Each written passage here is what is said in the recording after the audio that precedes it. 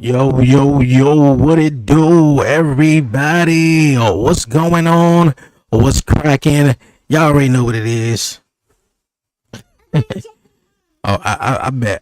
What's going on with everybody, with all my people out there? Appreciate everyone tuning in, man. We are live here on YouTube, Twitch, and of course TikTok live. Yo, appreciate everyone pulling up, man. We getting the scene ready. We getting everything ready. I hope my mic is sounding well, man. I had to do the whole reboot and everything on my microphone. Let me do a little testing. I hope my mic is sounding well, man. All right. We doing good, man. We doing good. Yo, like I said, man, we live here, YouTube, Twitch, and of course on TikTok live. Appreciate everyone definitely rocking with me and tuning in, man. We got an exciting Monday Night Raw going down in about 3 minutes or so, man. Of course, we got the King of the Ring, quarterfinals or semifinals or something like that. Yeah, but we got some King of the Ring action that's going down tonight. Cody Rhodes, man, and Jey Uso, former tag team partners in WWE, had really big cool moments, man, between Jey and Cody Rhodes. Cody Rhodes was the one who brought Jey Uso over to Monday Night Raw. But we're going to see how things go. I'm pretty sure that's going to be the big main event tonight on Monday Night Raw. Of course, we also have Jade Cargill taking on Roxanne Perez. Man, we're going to definitely get into some predictions tonight for Monday Night Raw. Derpy Entertainment. Whoa. Yeah. What's going on? Appreciate you tapping into the live, man. For real. I'm assuming you got Cody Rhodes, right? Whoa. But yeah, Jade Cargill versus Roxanne. That's going down tonight as well. What else we have? The Intercontinental Championship is on the line. The women's side. Becky is going up against, I believe, Bayley is defending her Intercontinental Championship. We got all that and of course more off the heels of Friday Night SmackDown, where I had to use my Bluetooth headphones, man. I was not excited about that at all, man. I was like, yo, man, when I ain't sounding good, man, I get real depressed about the episode, man, about putting out clips or whatever. But yeah, coming off the heels of Friday Night SmackDown, the John Cena pipe bomb, putting CM Punk through the table. And when he put him through the table, he set up on the road, I was like, yo, is he about to deliver like a CM Punk style pipe bomb though? But yeah, that was interesting. Yo, Shadow, what's going on, my guy? No, that was more of a Ric Flair. Woo. Okay. Hey. Respect. I got it. More of a Ric Flair. Okay, I get it.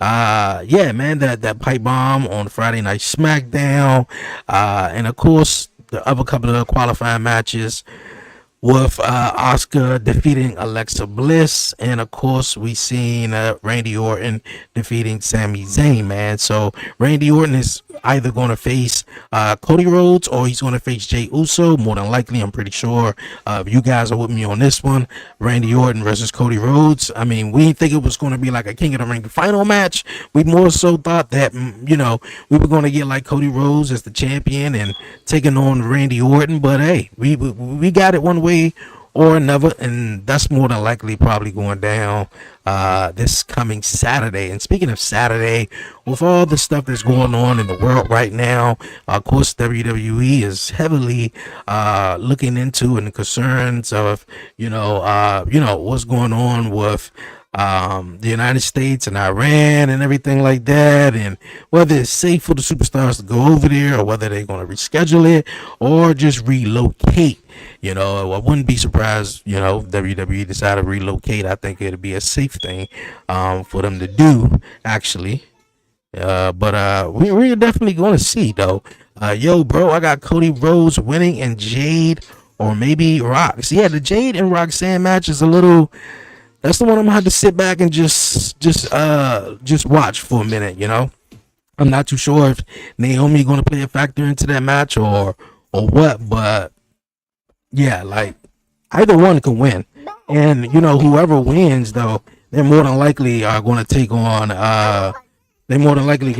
Io Sky, take on Asuka at Night of Champions, and I'm rooting for Oscar. So Oscar versus EO in the finals. I think it'll be nice. All right. All right, let's get with it, man. And this is the capital city of Ohio, Columbus, rich in WWE history, hosting events like the 2002 King of the Ring, 2015 Money in the Bank, the 2021 Extreme Rules. Speaking of King of the Ring, tonight we determine who faces Randy Orton in Saturday's tournament finals. And will it be this man? I got that light up. You did. Yeah, main event Jey Uso.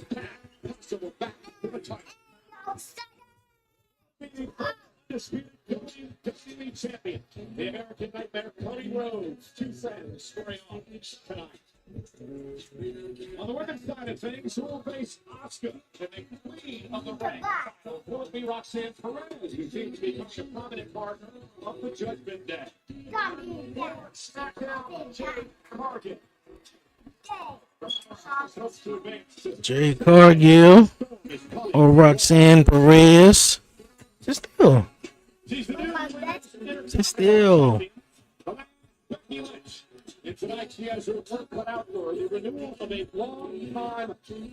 Okay, we got Becky taking on Bayley tonight on Monday Night Raw.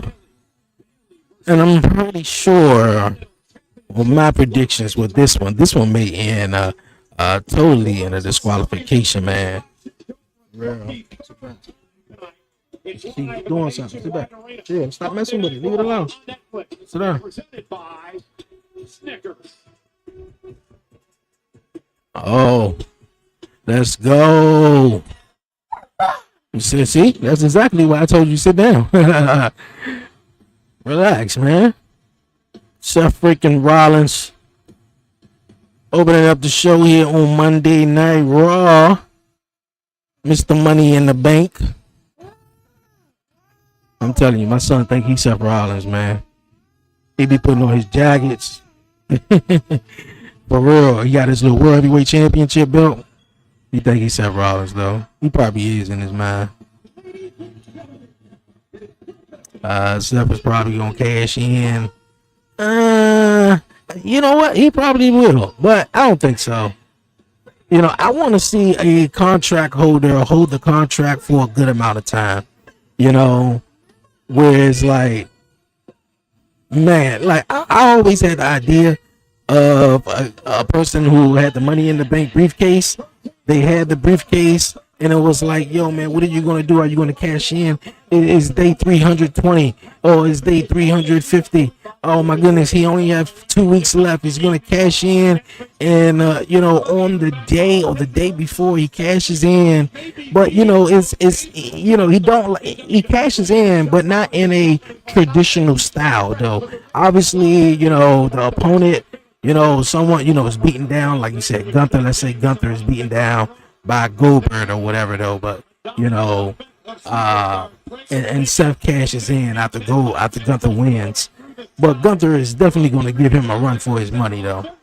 You know, I definitely want to see that.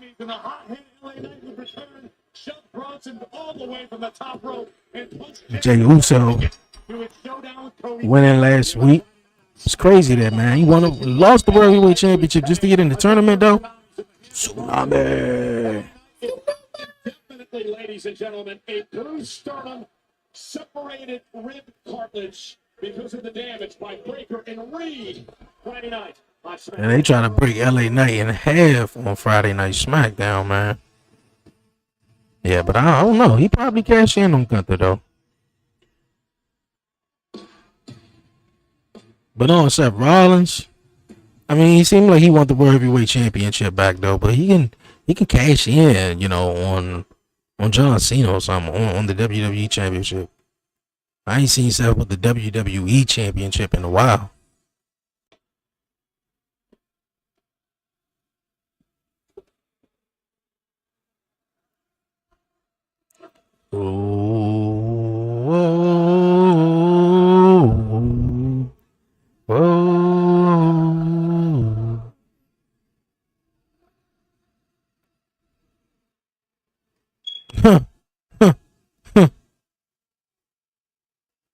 Seth Rollins out here still trying to like take shots at Roman Reigns, huh? I took your wise man. I got a faction of my own, and you ain't got nothing. Welcome to Monday. Night Rollins. So I don't know if Seth's supposed to be a bad guy or a good guy. Like, which one? Is he just like an in-betweener, like that tweener or something? Because he's still coming out here. My name is da da da da da. Still got the same theme song too. Having the crowd sing along. But in a few seconds, as soon as you say something crazy, they're gonna be booing. All the dogs are out, boy, for Braun Breaker. Braun Breaker looking like he's gonna destroy someone. Exactly. You a question. All of you, everyone in this building. What do you want?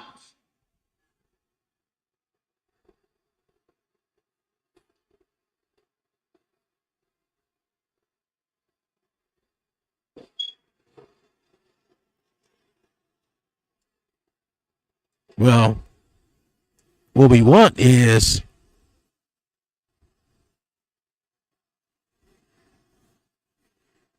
Seth Rollins pick a side. 1 minute, you're chanting for CM Punk. The next minute, you're chanting for the OTC. I mean, to be honest with you, dog, like, man, look, Roman Reigns ain't been here for a while. I just stopped tripping off of it, bro. Obviously, we know he like a part-time. He show up when he want to show up.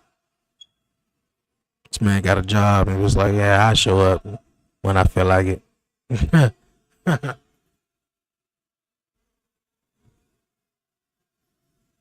So it's painfully obvious to me that you have no damn idea what you want, and so I do not care what you want.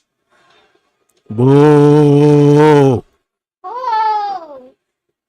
How you gonna boo Seth? You like Seth. You can't boo Seth. It's good for you, so you need people like me, visionaries like me, to tell you what is good for you.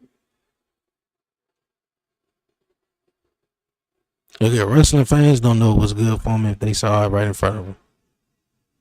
Now, let's try a little experiment here. Let's try an experiment. Let me see if you can wrap this around your tiny little brains. Tiny little brains. The things that you think you want. No, that sign says put Kathy Kelly in Fortnite. Look, I'm not a Fortnite guy, but I think I agree with that. The OTC.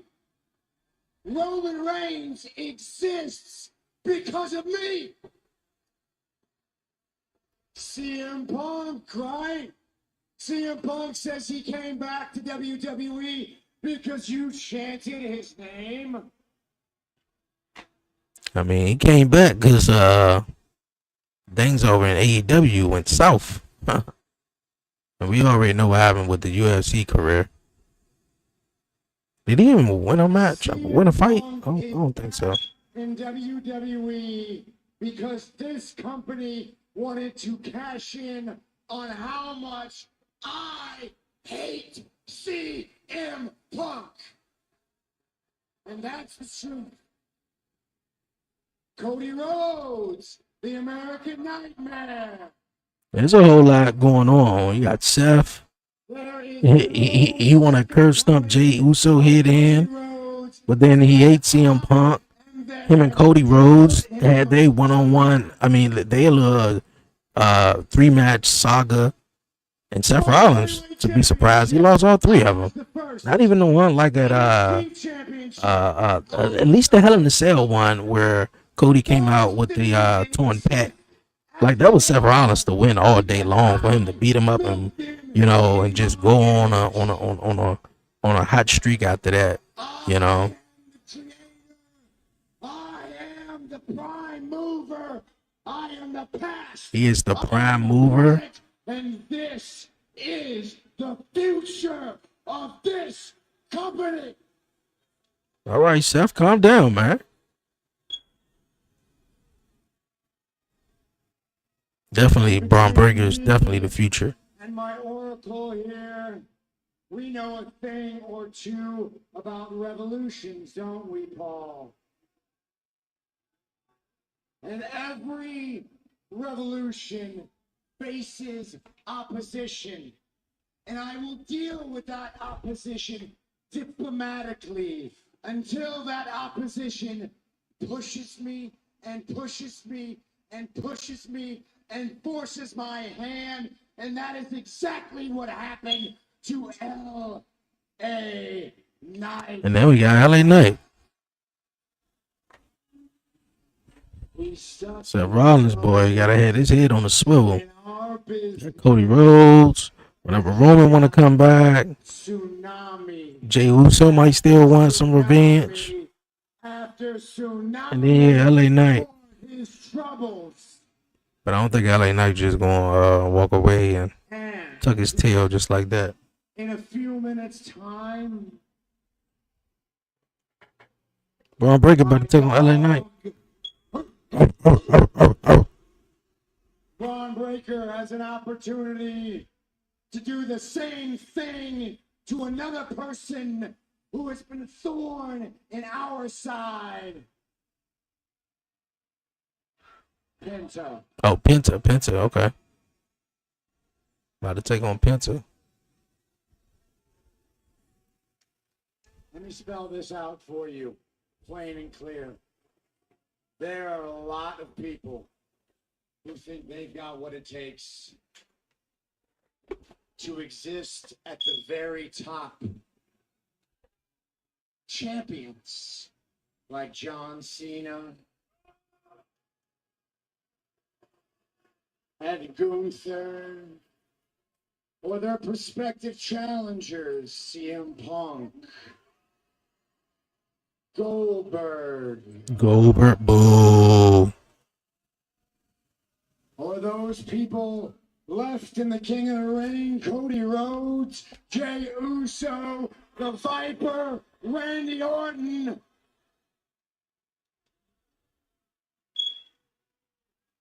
But what these men fail to understand, they are all running a race for second place.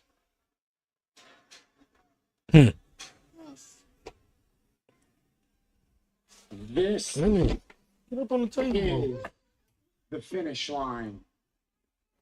This is the end game.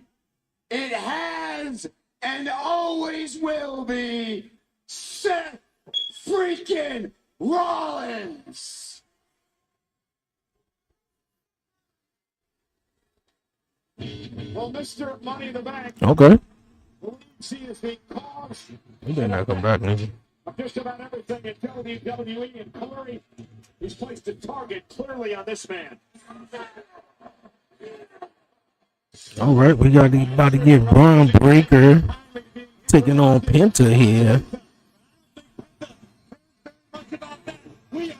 on Monday Night Raw.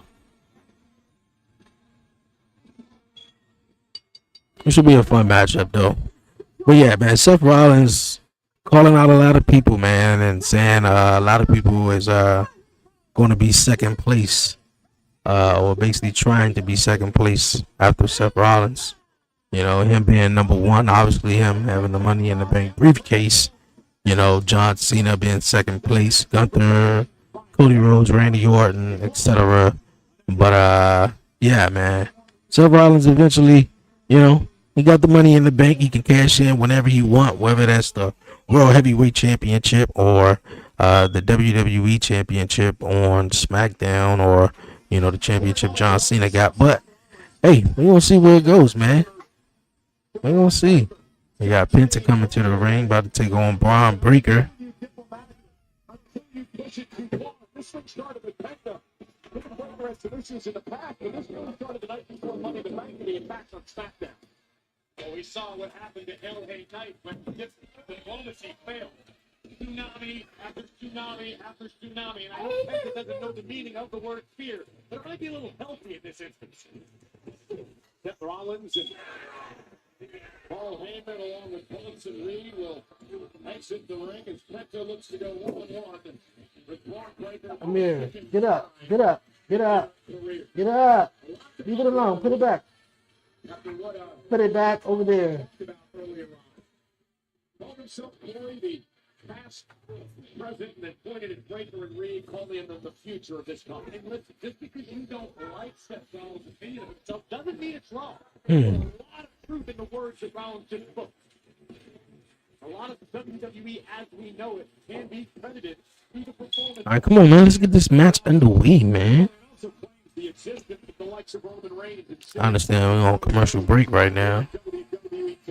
Penta on the top rope. Pandering to the crowd right now. WrestleMania. That's the last time he had the contract. He become a world champion. That was the first time. Can you imagine? Yeah, that was the first and last time Seth Rollins had the contract, which was in, what was that, 2015? He won it in 2014, though.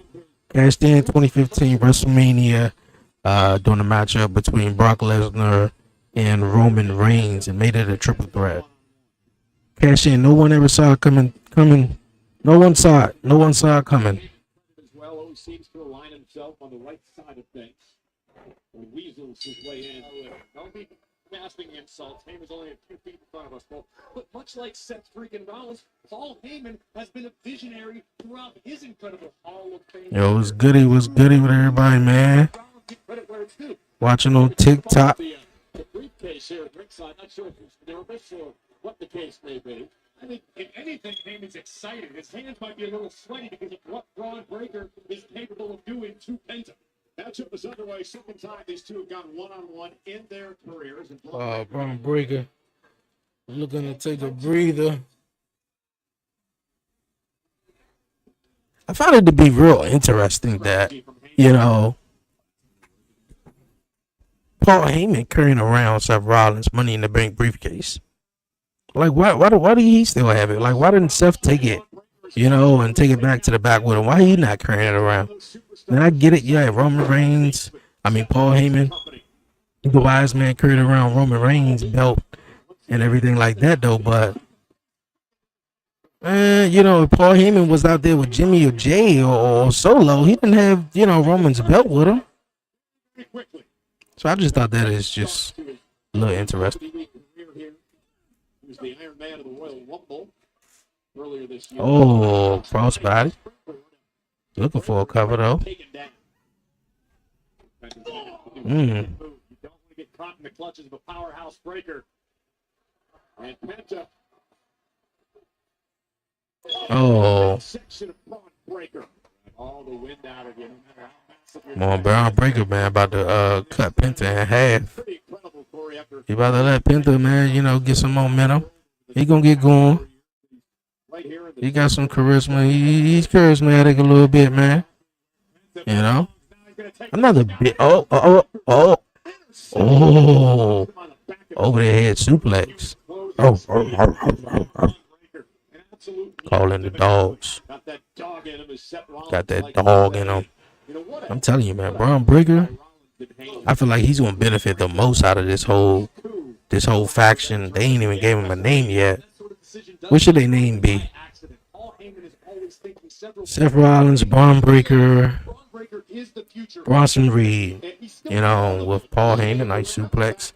What should the faction be called? Because they ain't even gave him a name. They keep like jumping around like the Vision. You know, this is the Vision, the Future.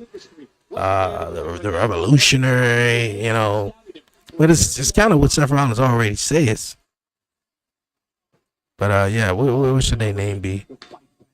Because once again, I feel like Braun Breaker, he got the most to gain out of this. Bronson Reed does too, though, you know, but he's a big guy, and I think even what he did to Seth Rollins, cover too. Even, you know, with Seth Rollins, man, when he was just like, yo, like, I need some competition. You know, and he went out of there and just started beating up Seth Rollins. Then he had the little feud with Braun Strowman. I think it was someone else too, though. But he was doing all right. You know, he was holding his own. So I think, you know, Bronson Reed is definitely gonna be fine. He keep that big man, big body, you know, persona, like I crush you and everything like that. He gonna be good. But Braun Breaker, by next year, he's gonna be the champion. Oh, damn! It took Penta's head off.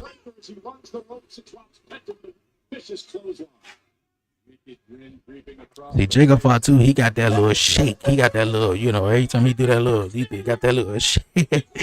And Bronson Reed, he got that little. After you take that first sip of that Sprite or that Coca-Cola from McDonald's, that should be too strong. Like, you know, he got that right there going on. Like, all right, bro.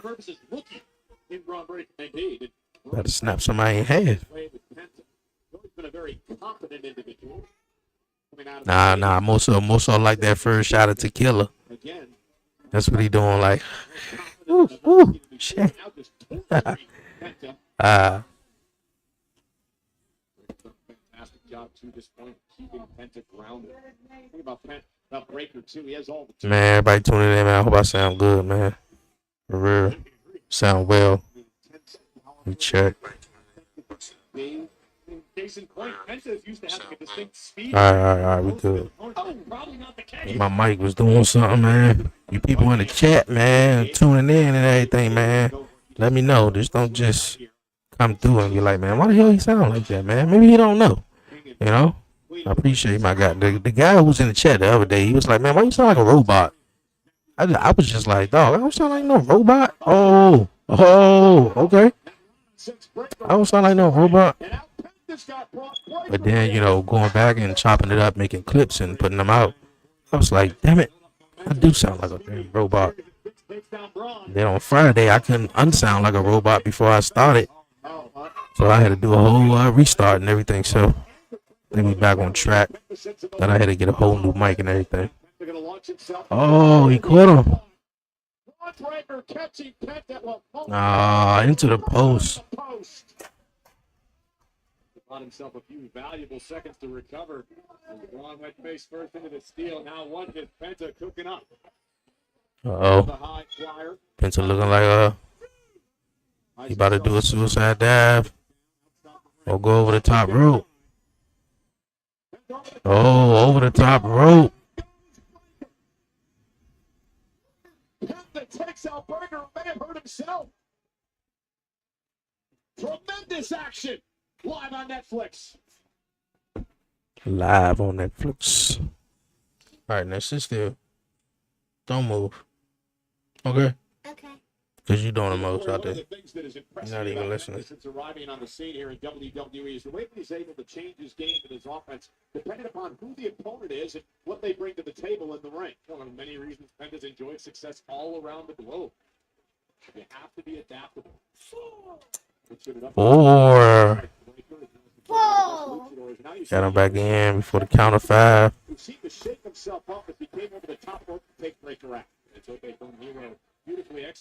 We got a chance. We got a chance. Someone, let's go. Penta's in control right now.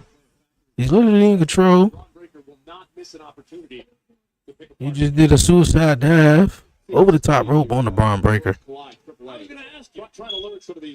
Braun Breaker trying to gain some momentum in this match. I'm pretty sure they're on commercial break for most of the world. When they come back, man, Braun Breaker gonna eat him in half. Gonna send the dogs out. 2, 3, 4, 5, 6, 7, 8. Oh.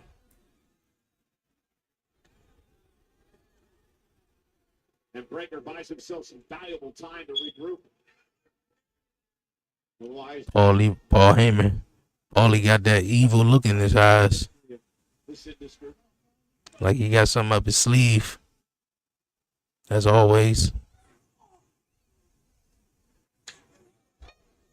What's about to happen here? Both men climbing to the top rope. Man, I just realized Corey Graves is on Monday Night Raw tonight. What's up with Pat McAfee, though? shots in the midsection into the I was watching the show earlier. I didn't know if he was gonna be at Raw tonight or not. on the top rope is Penta. Is Braun Breaker looking for? Oh, Top of the right a post. gut buster like suplex on the ring post. The ribs, you soften up Penta for the vicious spear. Damage the ribs, you might liquefy Penta's insides. That was incredible impact on top of the ring post. And it's only going to get worse for Penta. And Breaker had a big smile on his face as he saw Penta trying to squirm away. And now Breaker Penta face first into our announce table. Uh-oh. And Penta does not. Oh, Bronson Reed about to hit this. I said Bronson Reed. Braun Breaker about to hit his famous jump from the apron. Oh. Took out Penta. Took out the whole, everything on the announce table. That's a way to come back from a commercial break. Breaker and Penta are down, ladies and gentlemen, behind our announce table because of what just happened moments ago. Braun Breaker with this patented move. First it was this story. Then it was Breaker followed up immediately. From the announce table, taking everything out, including himself. And I don't know if the camera's picking up. Breaker was favoring his knee for a moment. And Penta continues to favor the right knee that we believe he hurt. Braun Breaker taking a water break. Just like I'm a little thirsty here. Chose water over Prime. My guy. My guy. All athletics. Look at Breaker now stomping a hole in the solar plexus of Penta. I'm surprised Penta's even able to make it to a vertical base at this juncture. And he's still going to fight. Right to the face and Penta fighting back. That's the thing about Penta. Never say die attitude. Looked like he might have been going for the Mexican destroyer. Uh-oh. Oh, gut buster. 1, 2. Kick out at 2. The core, the rib cage of Penta is taking a beating tonight in this one after being dropped across the top of the ring post and then some. Take a look at the raw power of Braun Breaker. Double knees to the body. Credit to Penta for surviving. Double knees to the body. Breaker now dominating Penta yet again. I keep hitting the wrong button. Car wreck could be record time. And Penta now, what we're trying to do here. Breaker using his massive arms to squeeze the cranium of the luchador, much to the delight of Paul Heyman on the outside. Penta's come out trying to fight out of this predicament. Breaker just continues to wear Penta down. Come on. Okay, there we go. Top in this one. Some space. Pick up the pace, kick to the hamstring. Breaker's down. Oh, face first. Penta's fired up.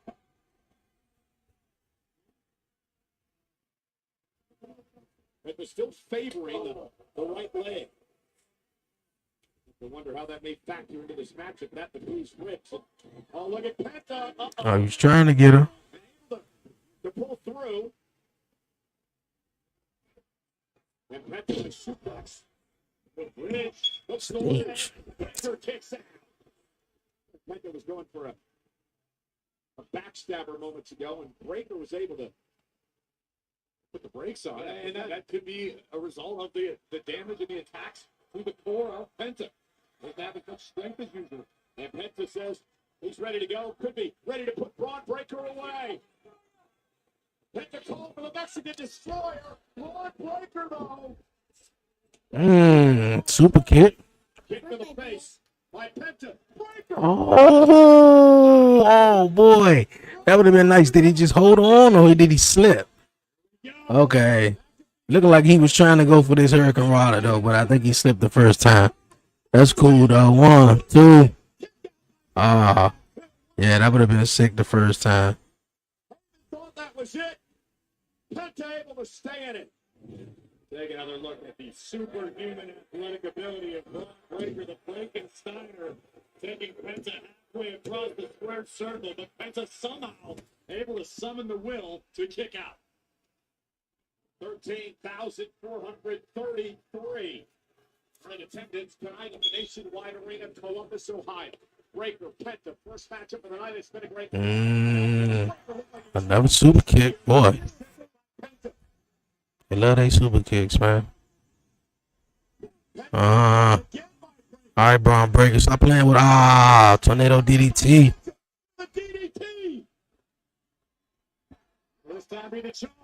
Oh, Mexican Destroyer. Come on, Braun Breaker. There you go, kicking out. About to say, man. Got to be disheartening for Penta. When you land your heaviest artillery, and it was heavy. Spectacular Mexican Destroyer right on the crown of Breaker's skull, and Braun kicks. It was the third time Penta attempted to go for the Mexican Destroyer in the matchup. Was able to hit Breaker, able to kick out, but Penta's got to keep his foot on the gas here. Paul Heyman going around on the opposite side of the ring. Look like he got something up his sleeve. Penta trying to put him away with the Penta driver. Penta reverse. Oh, I smell it. Oh, I knew it was coming. Oh, boy, that spear was dangerous. 3. Speared him in half.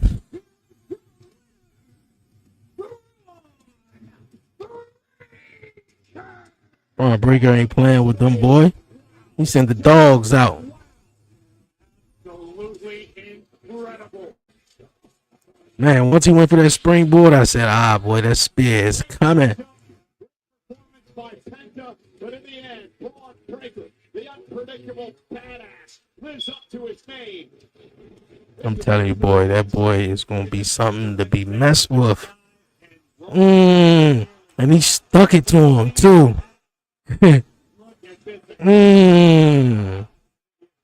Yeah, try again. So nice, we got to show it 3 times. I know.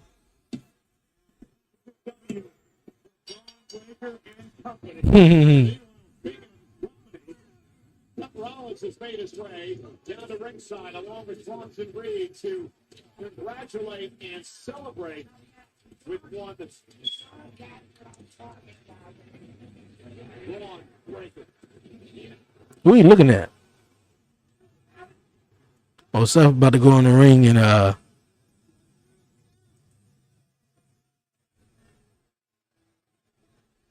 This is your one warning. Stay out of my way. okay. Seth Rollins up here mixing it up, about to mix it up with Penta. I mean, that wouldn't be a bad match though. Seth Rollins going 1-on-1 with Penta. Seth will win though.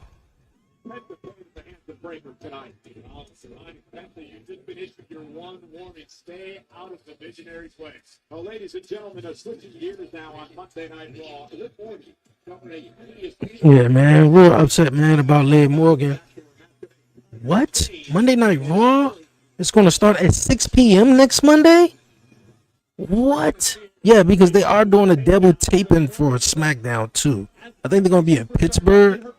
So Monday Night Raw is yeah, real fast, man. Yeah, I think Liv Morgan is going to be out for the rest of the year. So she more than likely probably return at the Royal Rumble. But yeah, it's unfortunate with Liv Morgan. I'm pretty sure she was about to get into a story with Nikki Bella at Evolution. Who's that? Duh. What do you do, straighten his mustache? I've seen the paperwork. It's legitimate. Unfortunately, the match at Night of Champions, it's all fact at this point. Dude, he's ducking me. You know what? I'm going to go make sure it's trust me. You're first in line. When he is ready to go, the match is yours. I'll be waiting. Thank you. Okay, out AJ. In comes the New Day and Grayson Waller. We actually wanted to come and talk to you about this new idea for a photo shoot that we got. Because photos. Yeah. I mean, y'all need to be worried about defending y'all tag team championships. No, for those tag team titles. Against Finn Balor and JD McDonough. Oh, come on, boy. Like, can we get some new tag teams on Monday Night Raw? No, man. Thanks for dropping by. You're so bald. Yes, I am. Maybe don't treat my mates. The New Day.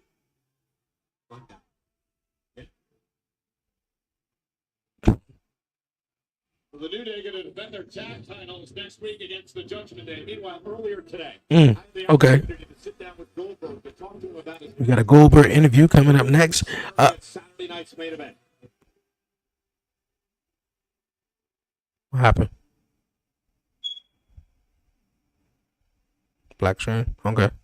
While we figure out what happened. Yo, bro, I low key wish Daniel Bryan would have returned because I was playing 2K and it was a fatal four-way between Penta, LA Knight, Daniel Bryan, and CM Punk. LA Knight won. Hey man, that's what's up. Yeah, Daniel Bryan, man, I think he eventually come. Okay. I don't know what was that about though, but yeah. But yeah, I think Daniel Bryan is eventually going to come back, you know, to wrap up his career or definitely going to the Hall of Fame. So, and yeah, DB would definitely be dope. But yeah, man, special start time for Monday Night Raw, obviously because they're on Netflix worldwide. SmackDown, you know, they could do SmackDown and pre-tape SmackDown, and with Raw being live on Netflix worldwide, I don't know how they would, you know, do that. So next week I believe they're in Pittsburgh. And I was seeing stuff going online, you know, 2 shows one night, Raw and SmackDown. And so Raw is going to start at 6 p.m. next Monday.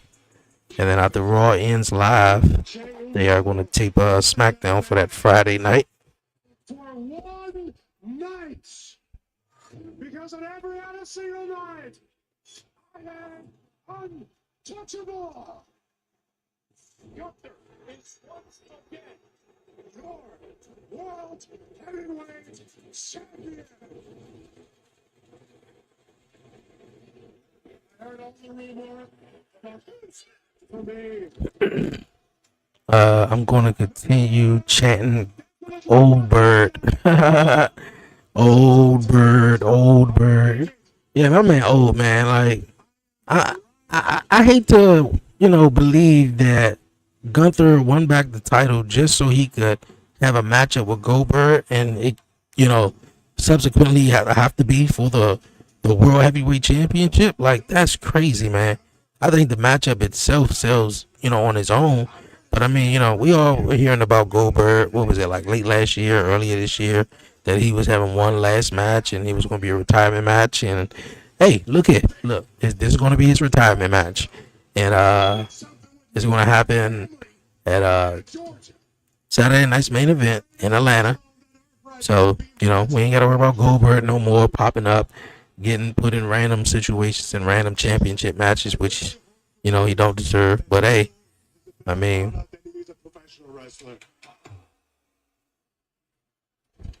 yeah, I'm over Goldberg, man. I mean, like, Goldberg was never my favorite guy. I knew of Goldberg for real. I mean, you know, my cousin, you know, he was more so like a WCW. My cousin and his dad was really more so WCW guys. I go over their house when they were kid when I was little, and they had all the WCW games. So man, I'm playing with Sting, I'm playing with Goldberg, I'm playing with, you know, the NWO, you know, stuff like that. Like, you know, that's pretty much how I you know, I came into wrestling in what, 99, late 99, maybe late 98, but definitely 99 for sure. You know, so I was totally WWE. You know, so I really wasn't going back and forth. I definitely checked it out here and there. One of my favorite movies is Ready to Rumble, where it was, you know, WCW based. Most of the superstars in there was in WCW. 4 letters. I ain't gonna say the rest. This man, Jey Uso, the former world champion, takes on his friend Cody Rhodes live in our main event tonight. And again, remember, the winner of King of the Ring heads to SummerSlam to take on the champion of their respective brands. Jey Uso happened to win. It could be Gunther or it could be Goldberg. Earlier today, I had the opportunity to sit down with Goldberg for around 30 minutes for an interview that covered a wide variety of topics, including why he wants Gunther 2 weeks from Saturday night's main event. Yeah, why Gunther? Personally, I was going with Braun Breaker. Very clear that you would seek revenge against Gunther. Yeah, I said it. I said 10 minutes. Because to be honest with you, it's going to be a Saturday night's main event, which I probably won't be able to watch because I think I'm going to be at Six Flags that day. So, but yeah, man, like I said it, the match is probably about 10 minutes. It's on Saturday night's main event. You know, they got like commercials every like 2 minutes, 5 minutes or whatever. So it ain't going to be long. My family to a WWE event as a bystander, as Jake, a fan. what it do, my guy? What it do? What it do? What's cracking? Don't have to worry about who I'm wrestling. Ron Killings. What about Ron Killings, though? I think I missed it. Nah, you ain't say much. Oh, yes, you did. Excited for Night of Champions. Yeah. I mean, Respect from him. I don't know if it's still going to be where it's supposed to be at or they're going to relocate or what, but yeah, I'm excited for It it. was astonishing. Did he embarrass me in front of my wife? He embarrassed me in front of my son. No question. Did he embarrass me in front of my fans Leave it alone. and my adopted hometown of Atlanta? 100%. So there was absolutely no way I was going to let him get away with it. I didn't know when. I didn't know where. I was going to seek my revenge and introduce him to who Goldberg really is, whether it's a 58-year-old man or a 28-year-old man. I don't care if I've got one foot in the grave. Nobody's ever going to talk to me like that and get away with it. So, yeah, he embarrassed me in front of my family. And so we got Goldberg. He mad. He mad, man. He got embarrassed. And wondering who my opponent's going to be. I thought it was quite serendipitous that he stepped up and pretty much put himself into that spot. I think it was a logical choice. Because he ain't getting away with it. He ain't getting away with it. As long as I can step foot into that ring, I am going to make him pay. Michael, I am going to beat the out of Gunther. Oh. It was a very emotional Goldberg in this interview. Now, when it was over, I Hey. said, "Is this?" Did he say what I think he said, though? He looked me in the eye and he said, "Yes, it is." My man just said, I'm going to beat that F out of Goldberg, though. I mean, out of Gunther. Goldberg says, Okay. Let's see. Jake, my man Jake from TikTok. I'm ready for this big match, John. Yeah. I mean, the matchup with CM Punk and John Cena, man, is definitely going to be off the chain. I ain't got no doubt about that one, though. That one going to be like that. The promo was like that still. The promo on Friday night SmackDown was not nice.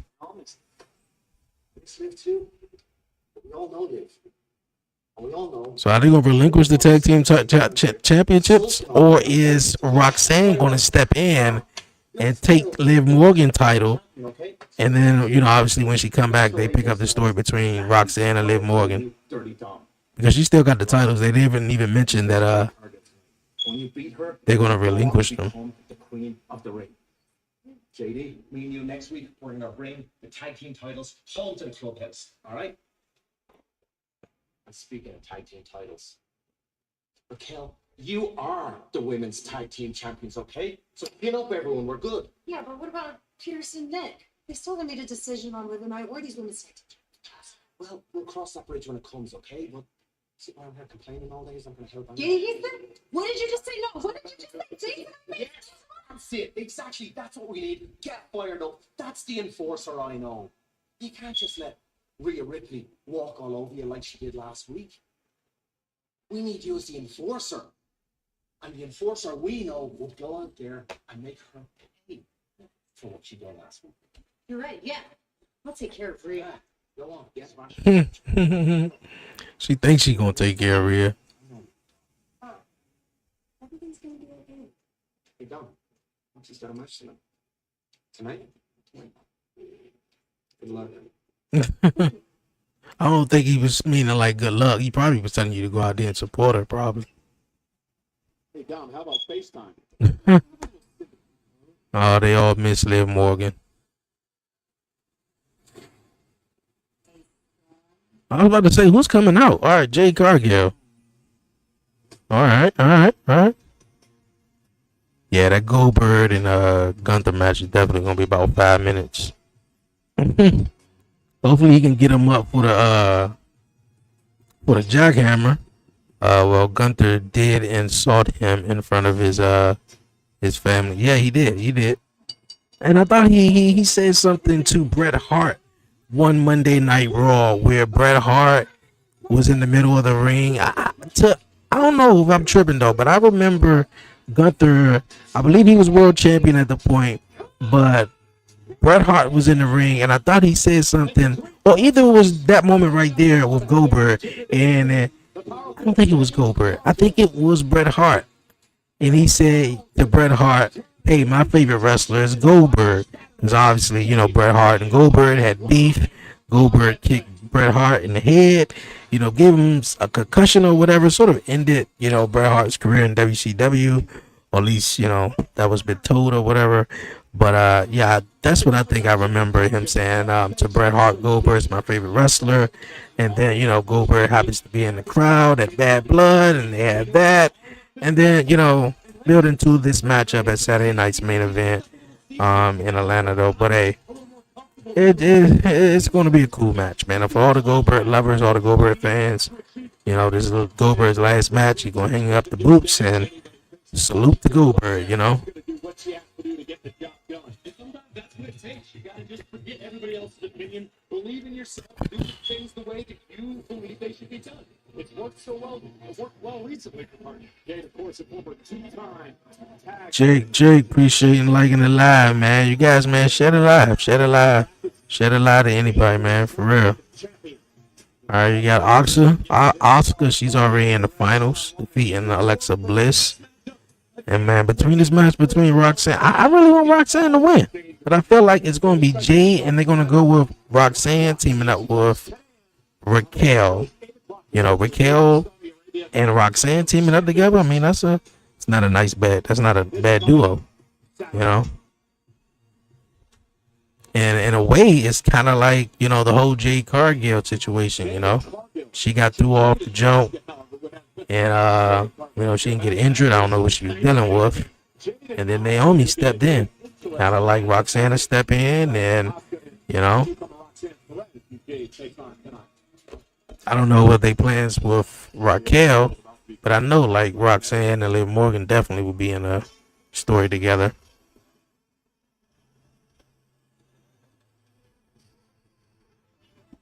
Let me the water. No, don't worry about it. Roxanne.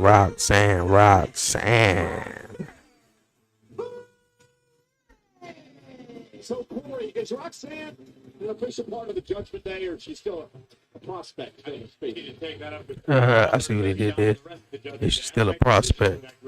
I stay out of their way as much as possible. But what I do know about Jade Cargill is she earned the nickname the Prodigy. This woman possesses skills and wisdom far beyond her years. Yo, man, everybody tapping in, man. Definitely hit the like button down below on YouTube, and definitely make sure you subscribe to the 1130 podcast on YouTube, man. For real. The queen of the ring tournament Saturday, the night of champions.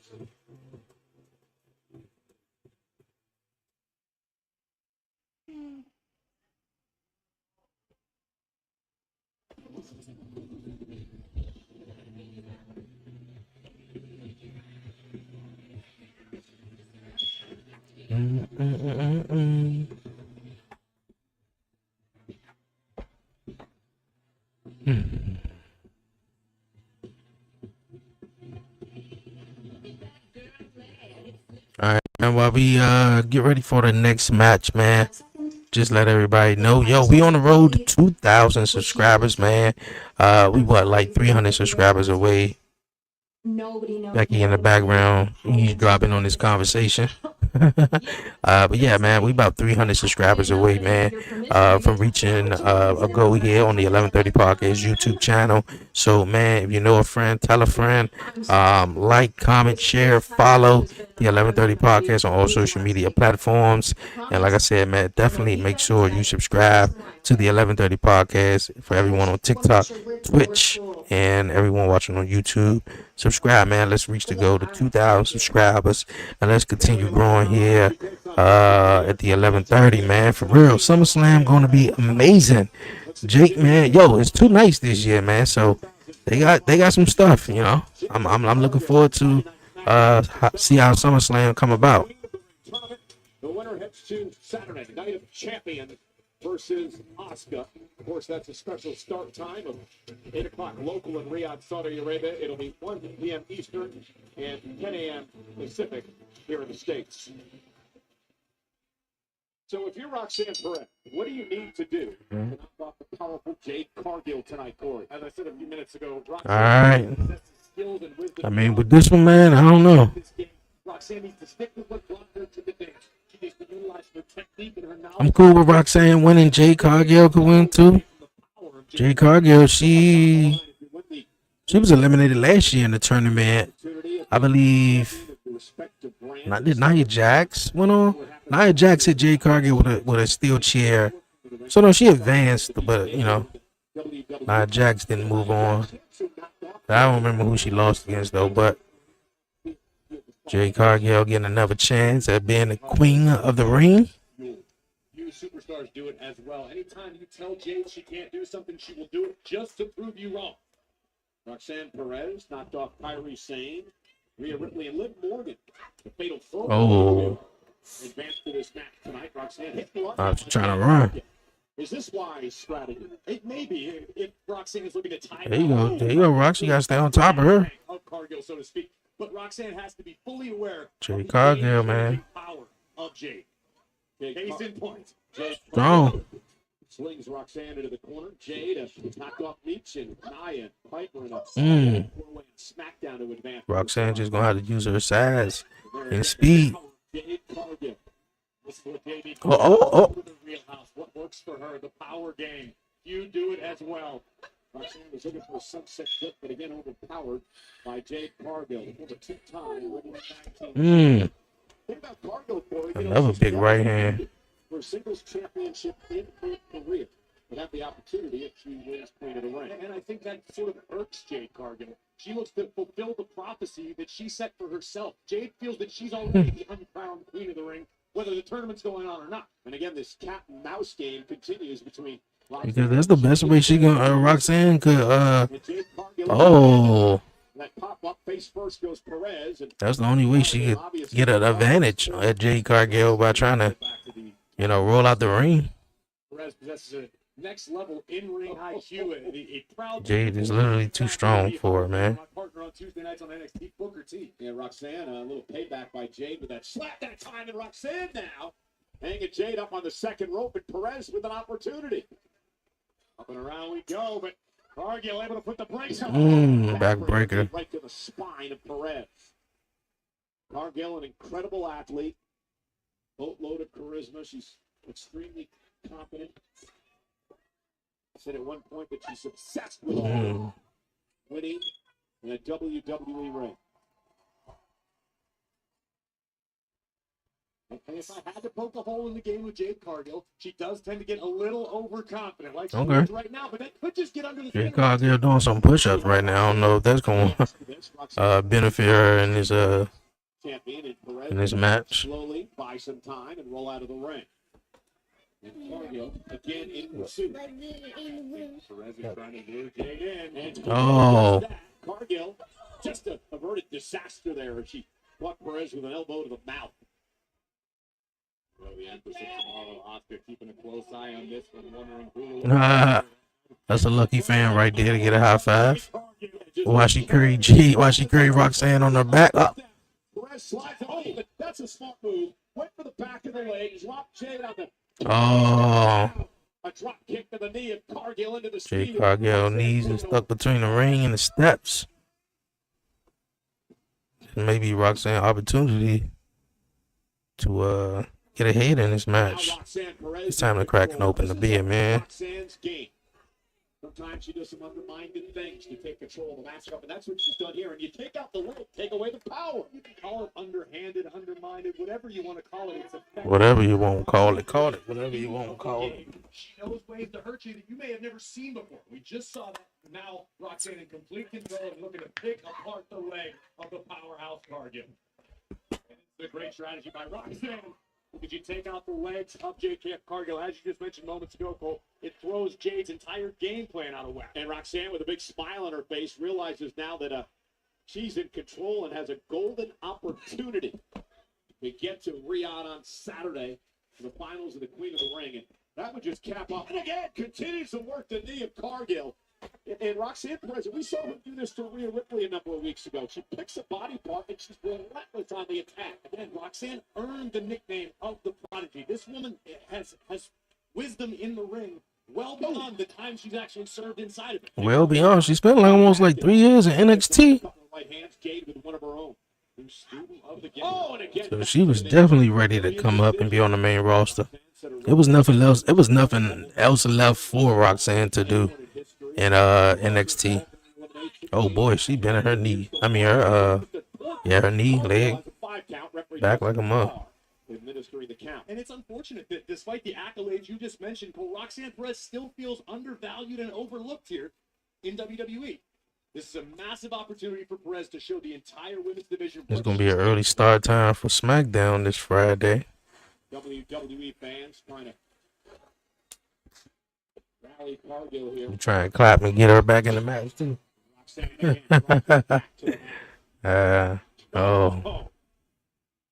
Perez continuing to attack the knee of Cargill. Well, one thing with It's gonna be normal start time, but pretty sure the delay, the SmackDown taping delay is obviously gonna come on at 8 o'clock. When's the last time you talked to her? Last week? That sign said I paid to see Roxanne. Again, Perez continues the attack on the leg of Cargill.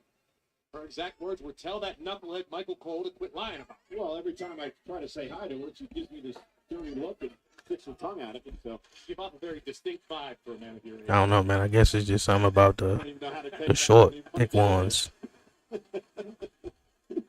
Many words that could be thrown out there. And Perez now, as Cargill starts to fight back. You know me for a long time. I didn't say I got the vibes. Oh! See Michael Cole and Corey Graves, especially Corey. Seems like he's having fun. For what? Was this the second week in a row he been on Raw? Is in trouble as Roxanne Perez is focused on the injured leg of Cargill. And Perez with what's been great offense so far. Come on, Roxy, man. You was dominating throughout the whole commercial break. Oh. Chop block. Perez has been incredible in her strategy here. Saw her do this to Rhea Ripley a few weeks back and out of Cargill. And that running uppercut to the back of the neck by Perez. Oh, going for a moonsault. 1, 2. 2. Look at the winner. He'll face Asuka. The finals of the Queen of the Ring tournament Saturday, Riyadh, Saudi Arabia, Night of Champions. And man, Perez doing an outstanding job here. I mean, which would be a better matchup though? Asuka versus Jade Cargill or Roxanne versus Asuka? Me personally, I think Roxanne would, but I don't see Jade just straight up losing this match. You know, sort of not without no interference or anything. Nice drone camera up and above the ring. You know, with top of the thousands of fans. Nice shot. Again, you mentioned earlier, trained by the great Hall of Famer, Booker T.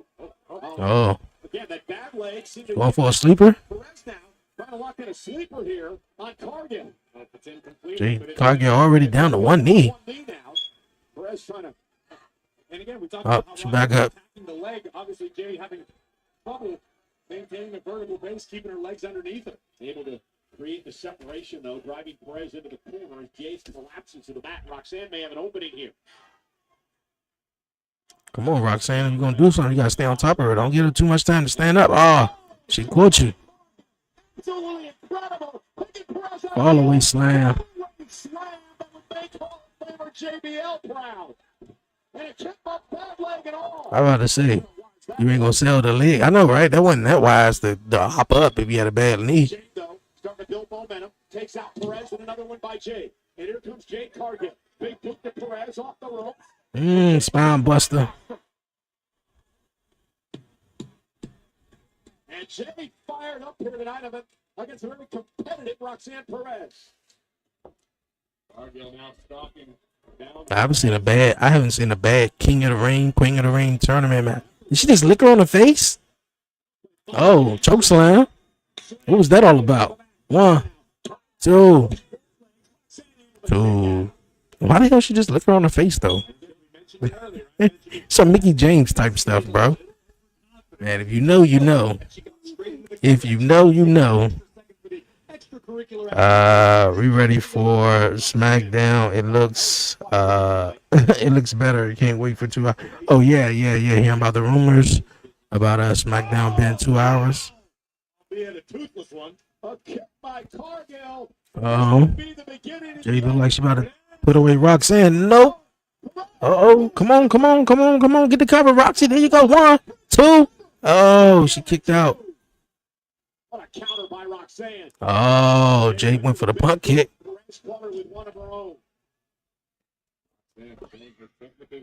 Inside the ring. Here comes Perez. And caught by Cargill. Cargill. Roxanne with an opportunity. Kick right to the back of the neck. Cover on Cargill. 1, 2. Oh, she kicked out again. Don't panic, Roxanne. Roxanne's got Jade down. She's got Jade hurt in trouble. What an opportunity for Perez here. She's just throwing wild shots at her now. Just swinging wild shots. Now, I think right here now she's losing her cool. Jay might take advantage of that. Yeah. I feel like Jay about to take advantage of it. She's going for pop rocks. Can't get it. Oh, she didn't get all of that at all, though. Nah, Michael, she ain't get just enough, neither. She ain't get none of that. Oh, power bomb. She picking her up for another one? Okay. Yeah. Jay Cargill won this one. 1, 2, 3. That's what's up. All right. We're going to have Oscar versus Jade Cargill. Not a bad matchup, man. Not a bad matchup. I'm going to have to go with Oscar on that one, though.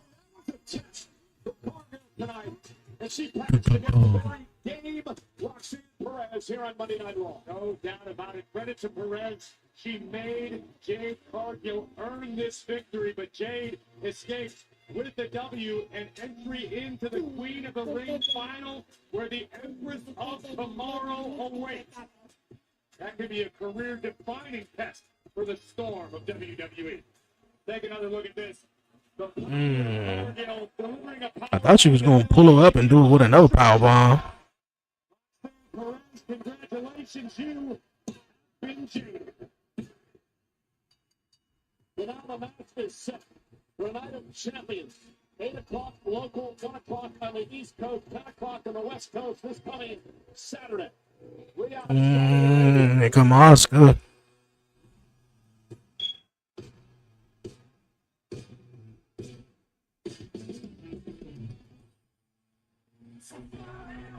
And another test awaits this Cargill on Saturday.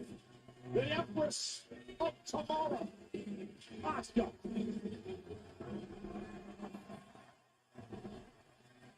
There is history between these two. Yeah, I'm going with Oscar. Oscar versus EO Sky sounds really dope. Jade Cargill versus EO, I mean, it'll be a good match, but I don't think it'll be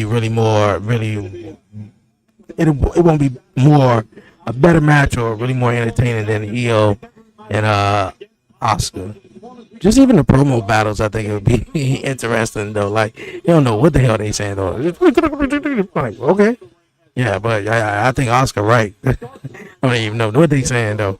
But yeah, Oscar versus Io, bro, it's gonna be nice. 6 o'clock Eastern, 3 o'clock on the West Coast here in the United States. Monday Night Raw, special start time next week. Who will be? Hey, well, for the UK fans, I mean, what they ain't got to stay up to what 1 o'clock in the morning?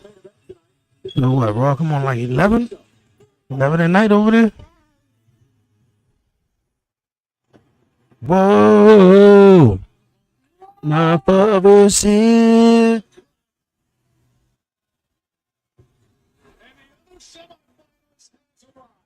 Shit. Uso.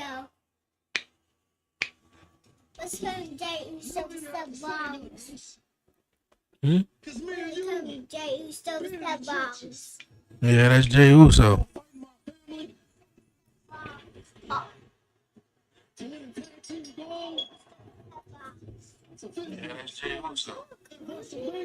All right, gotta do some testing. Make sure we good. This Monday, there's only room for one of us. I gotta get mine, baby, just like you gotta get yours. I know it ain't personal, it's strictly business. On Monday night, please believe it, there's gonna be 4 letters, 1 word.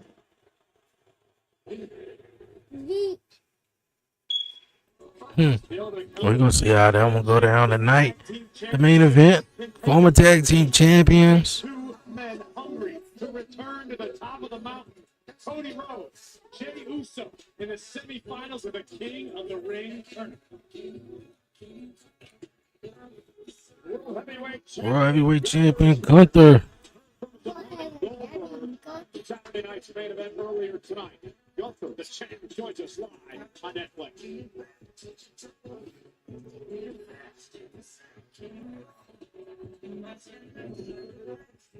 Yeah, that's what's up. That's what's up, man. Gunther gonna be making his way to the ring coming up next.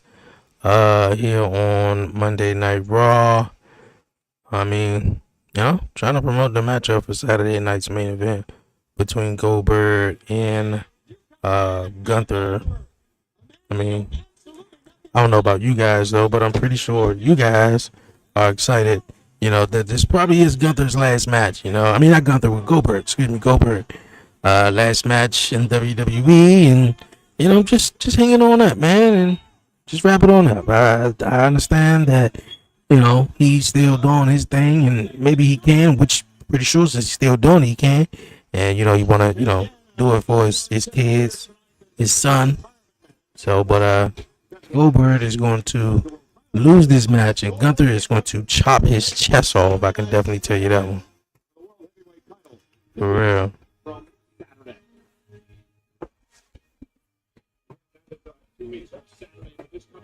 Friday on Netflix internationally will be live 8 o'clock from King of the Ring in Riyadh, Saudi Arabia. The night, of course, before night. Can't stop moving enough. We do know we will have a new King of the Ring and Queen of the Ring crown, as we just saw moments ago. Asuka Jade Cargill in the Queen of the Ring final. Yeah, again, ladies and gentlemen, start time of 8 o'clock live on Friday night. Let's go to Jackie Redmond now. Cole, thank you so much, ladies and gentlemen. Please welcome Dominic Mysterio. Dirty Dom. Dirty Dom. I say thank you for the time, but you requested it. You said you wanted to address the WWE Universe regarding Liv Morgan, your injury. So, what would you like to say? Snatching the microphone away from her.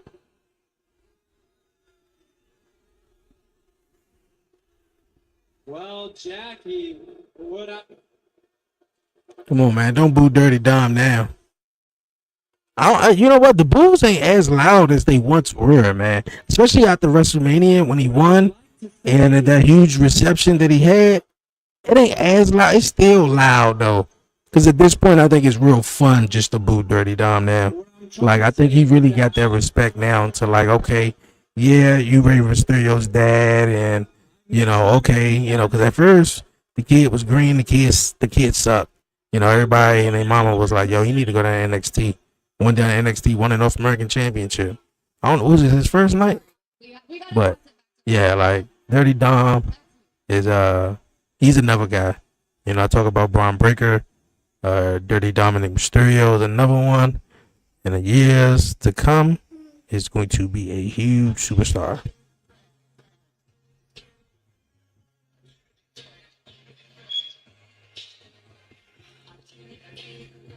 Yeah, two nice SummerSlam.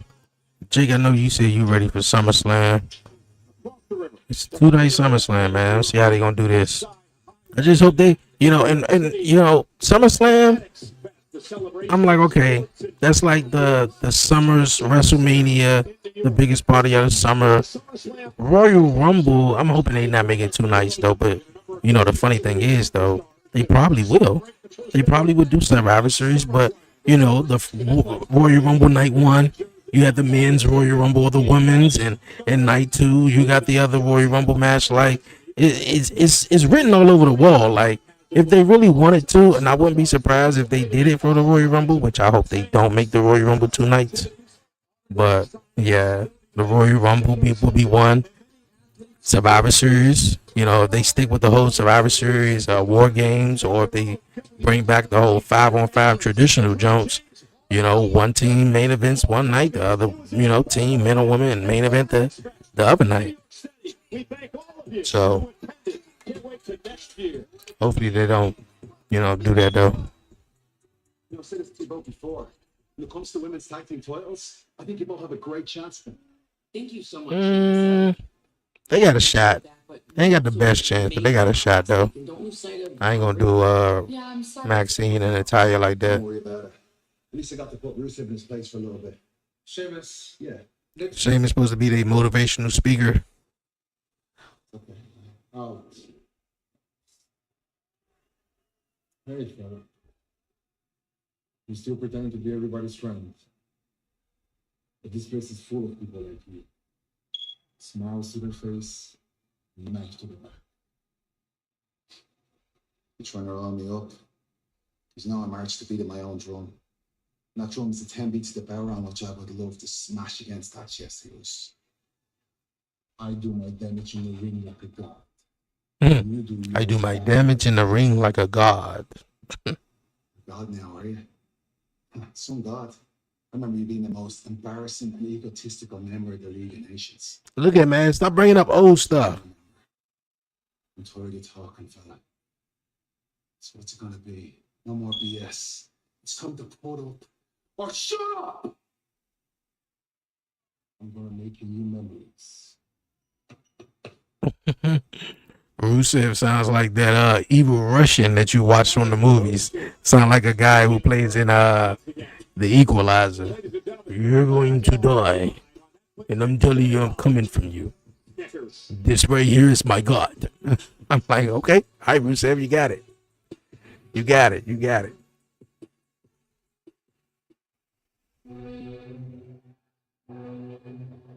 Mm-hmm. Gunter.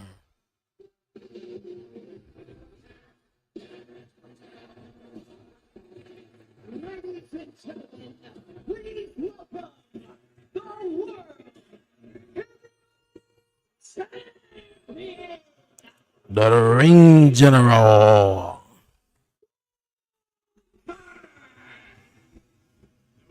Different demeanor and Gunther knocks toward the ring. And the World Heavyweight Champion had Yo, we got a guy in the front row, man. I don't know, man. It's gimmick infringement, man. I know I ain't the only one who said it though tonight though, but we all know this guy who always be front row, in the center of the front row, where you can see him mostly these big shows, and he got a green shirt with a smiley face on it. He always wear like a cap too. This guy a little off to your left. It's not on camera right now. He got a green shirt too. I was like, oh my man, he's a little far off to the left though, don't you think? He normally in the center. I thought I called gimmick infringement. Last week was supposed to be my celebration. Me celebrating, regaining what's rightfully mine, the World Heavyweight Championship. Talk your shit, Gunther. But instead, none other than Bill Goldberg walked down here, looked me straight into the eye. That sign says Brett is right. That I am next.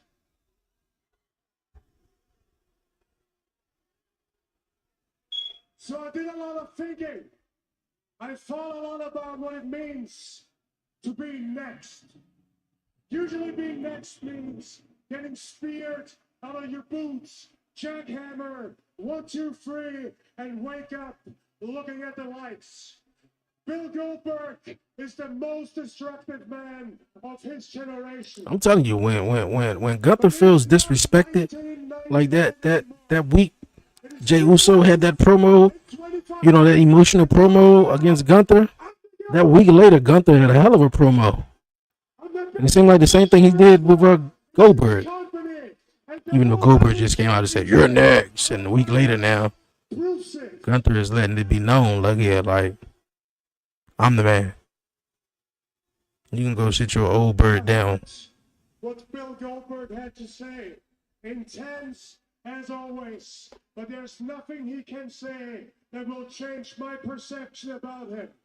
And my perception is that I see a 58-year-old one-trick pony that can't lace my boots.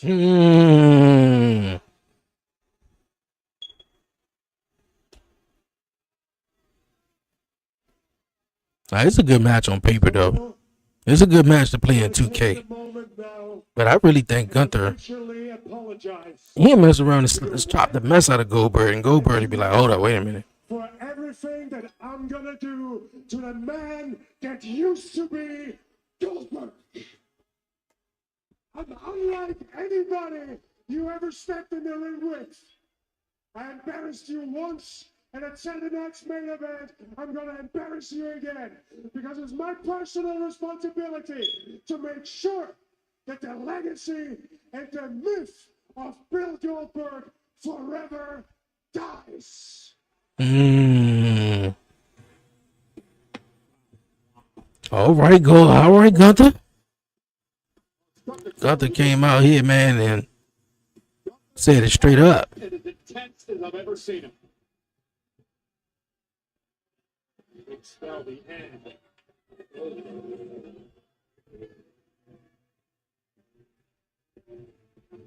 Excuse me, Becky. I know you're getting ready to defend your Intercontinental Championship, but I was hoping that I could get your thoughts on the challenge. My thoughts.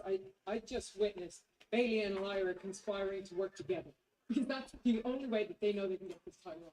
So you know what? Fair enough. Thank you, Becky. Cole Graves, as I send it back to you, Becky, understandably focused on her upcoming. Actually, you know what? Hold that thought. Hey, Sammy. Sammy, do you have a second?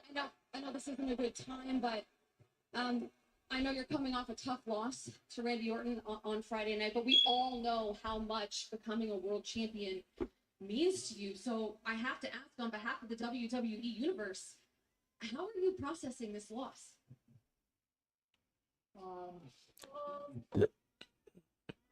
Karen Cross. Please use the guy, man. Please use the guy. Trying to get under your nerves. Let's just speak plainly here. You're really, really, really happy. Because he did the same thing with AJ. He was doing the same thing with the New Day. I think it was like Xavier or Kofi or whatever. You know, and he got the same little motto. But the whole New Day thing fell flat. The one with AJ, I don't know if that went anywhere or not, which it didn't.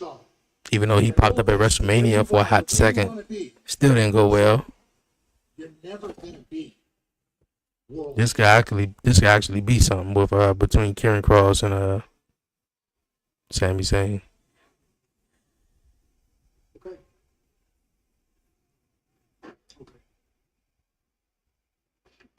Oh,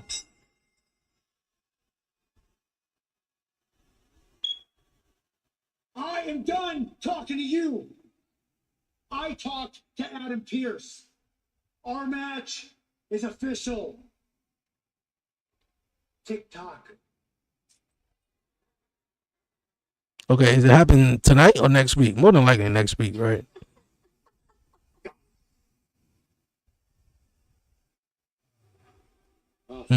Sammy had enough, but Okay. seemed like that good cross wanted.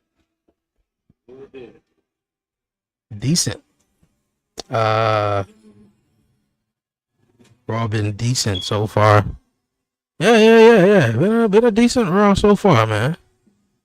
I can't complain. Ladies and gentlemen, not quite sure what Becky Lynch was watching earlier on. I don't think Bailey and Lyra were. I mean, Bailey just cuckoo for Cocoa Puffs. Kind of like her. I mean, not Bailey. All these names mixed up. Becky cuckoo for Cocoa Puffs, man. She thought they was, you know, conspiring against her and teaming up. She just made it up in her head. Kind of like her husband a little bit. Seth Rollins cuckoo for Cocoa Puffs too. Just like Becky Lynch. Well, you know, here's the deal with Bailey too. Bailey was taken out of WrestleMania by Becky Lynch. She's got revenge on her mind. Intercontinental Championship up for grabs live on Netflix. All right, man. Coming up next, Intercontinental Championship is on the line. Becky going one-on-one with Bailey. As Bailey, you know, makes her way to the ring and, you know, do her entrance though. Yeah, man. I mean, I was all excited for this match actually taking place. You know, Lyra Valkyria, ever since she had worked with Becky Lynch, seemed to make her way better than what she was at first. I was like, man, who is she? She don't really have a character. She really not clicking. And it's like these back and forth disputes or these back and forth exchanges between Becky and Lyra sort of made Lyra level up her game a little bit, you know, in the promos and, you know, as far as the matches inside the ring, man, they great. You know, they great, but Becky being the one who took it out Bailey at WrestleMania, and Bailey, you know, teamed up with Lyra, of course, winning the tag team titles at WrestleMania, and then the next night turning on Lyra Valkyria, which, man, I was all for. Is Michael Cole and Bailey left bygones to be bygones? I was going to say nice things about you. Maybe not. Good luck. No, I guess they got a finger point. Not a fist bump, but a finger point. But yeah, man, I'm excited for it. Bailey coming back a couple of weeks ago, and Becky, which I thought she was going to win at Backlash against Lyra Valkyria. Lyra Valkyria picked up another win over Becky Lynch, and that Money in the Bank, man, it was a different story for Lyra Valkyria. So I think this is kind of cool, man. Bailey and Becky, which they haven't faced in a long time, and this time is for the Intercontinental Women's Championship. So it's pretty dope. We're about to see if Bailey's been able to channel that frustration toward the head of the Intercontinental Champion Becky Lynch, or was it the beginning of Bailey unraveled? Oh, speaking of someone unraveling, Becky Lynch was doing. But I don't know, man. I'm gonna be the only one, man. I think Bailey need a whole character change, man. She need a character change. It's like ever since when she was, you know, had the Bailey buddy, she was cool. Everybody knew Bailey, having a great time. And then she was heel Bailey for a minute, which I thought was phenomenal. Like 2020 was her year, man. 2020 going into 2021, and you know, slightly after that, you know, everything sort of just, you know, the momentum sort of, you know, died down a little bit with Bailey. But yeah, I just think she just needs something that she can really sink her teeth in with. I see Charlotte is possibly, you know, working with Alexa Bliss, and them, you know, coming up with something which I don't know. And obviously Becky is, you know, she doing her thing, you know, being this heel champion. And Sasha Banks or Mercedes Moné, whatever you want to call her, She's over in AEW, still winning 35 championships each and every week. That AEW Grand Slam Mexico, man, was a real dope show, man. It was a real dope show, and I didn't think she was gonna win. You know, I can't even think of the female wrestler she was in the ring with. But I was like, nah, man, Mexico, nah, man, she ain't about to beat her for a belt. She beat her for a belt. I said, oh boy, that's crazy. How many belts do she need, man? And if she beat Tony Storm for her belt at AEW All In, then she definitely gonna have, you know. We had two belts, Roman, 2-belt Becky, 2 belts. I guess we're gonna have too many belt Mercedes, too many belts Monet. Put it like that. All right, back to the WWE Women's Intercontinental Championship. The house shows have been decent lately too. Yeah, have they been doing any house shows lately? Cause I haven't been hearing about too many house shows, lately. But I mean, come on, like a house show, I don't think you can go bad with a house show, especially if you sit in the front row. You damn near part of the show. This was way back, man. The last one of the house shows I was here. That was here in DC. Not one of the last ones, but one a while back. And I remember, yeah, Alicia Fox. Yeah, she was on the card. And Alicia Fox, I guess, I don't remember who she was in the match with, but Alicia Fox felt some type of way, and I said, boo, you suck. And then she started having a back and forth dispute with me about her not sucking or her, do suck or whatever. That sounded weird, though. But hey, the house shows, man, is always fun. Yeah, always. It is for the coveted Women's Intercontinental Championship is on the line. Bayley is actually competing in this matchup. She told me earlier today in the gear she was planning to wear at WrestleMania. Before that was taken away from her by the attack by Becky Lynch a few days prior. Oh, the bell is rung. We are about to find out where Bayley truly exists in this game. Where is Bayley's head? Is she as ready as she says she is, or was WrestleMania the thread that will unravel the great career of Bayley? Okay, got a tie now. Since April 14th, in the days prior to WrestleMania. Hasn't held the championship since SummerSlam of last year when she was defeated by the Queen of the Ring, Jax. Becky Lynch now. Okay, yeah. Okay. That's who Nia Jax beat last year after she won the Queen of the Ring. She beat Bayley at SummerSlam. Because Bayley had beat EO at WrestleMania for the Women's Championship. Because Damage Control turned on Bayley. Got it. Come on, Becky. Oh.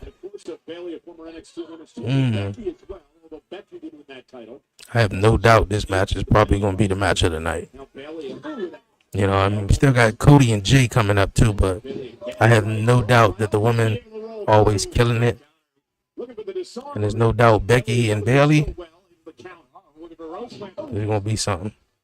Familiarity breeds contempt. These two have competed against one another on multiple occasions. They definitely studied one another.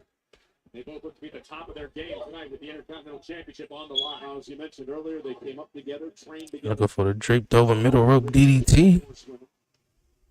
And I would just say personally,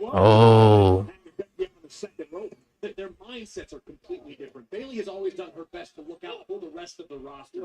Think about for the majority of her career, she's brought Damage Control to WWE. Bayley regularly goes down to the Performance Center to keep an eye on the up-and-comers in NXT. Becky Lynch realized that sometimes the secret to success is elbow drop to the back. Forget the fans, forget the rest of the roster, make your money when you title. They just turned the back on everyone. Just Lyra Valkyria, all about that. Bayley out of WrestleMania with a sneak attack. Becky was teamed with Lyra. They win the tag titles. The next coming up, then on Raw, they lose the titles, and Becky would turn on Lyra. She's going for the disarmer. Trying. The armbar. Both these women, winners of the Women's Rumble over the years. Bayley, a Money in the Bank ladder match winner. Bayley launched out to the apron. Right hand connects. Down goes the champion. Bailey making the climb toward the top. Yeah, I mean, yeah, she going to the top, but Becky on the outside. Trying to make it back to her feet. That was a smart decision. A veteran move by Bailey. Oh, Becky able to take control and about tearing Bailey's arm out of her socket. Becky's taking over. I guess you would call that maybe like a corkscrew arm drag down onto the turnbuckle, And I know, Corey, one of the things that many people or a corkscrew Becky was going to target leg. Look here. I'm just guessing at this point. Bailey out of WrestleMania and cost her a couple of months of her career. The only one who needs to be afraid of that is Bailey. Becky Lynch is an incredibly smart competitor. She's a veteran of the game. Becky Lynch working on the arm. And she's exploiting it. Becky yelling at me for some reason. But nonetheless, Becky Lynch is taking over and targeting the previously injured arm of Bailey. This is wide open in the eyes of the man. Arm in the corner rocks the jaw of the challenger, and this is where Lynch wants to be. Looking for the back Looking for the back exploder. Able to block. Two. Becky at two. Clothesline. Becky again. Cover. Hook to the leg. Going to kick out by Bailey. Becky looking for a faster count from her official in this matchup. Count faster, damn it. You see Bailey really favoring the white Count faster, man. Really, bro? You say you ready for little Jimmy to appear? Like, on truth, Ron Killings, man. At this point, I'm convinced my man got about a good 3 split personalities at this point. You know, our truth, Ron Killings, little Jimmy. Shit, who else know? You might let out of the box. But yeah. But I don't know. I got little Jimmy, man. See, we never heard little Jimmy talk. He was talking to little Jimmy, but we never heard little Jimmy talk unless he was being little Jimmy and just was like, you know, little Jimmy talked to imaginary people. I don't know. But we are seeing a serious R-Truth here, and you know, Ron Killings. So I'm digging it, man. Let's see where that goes. Little Jimmy, we miss you. My Wi-Fi been cutting out a lot. I love Serious R-Truth also. Yeah, Serious R-Truth, man. Ron Killings is where it's at. At least you out there, man, being serious. You know, he called out John Cena.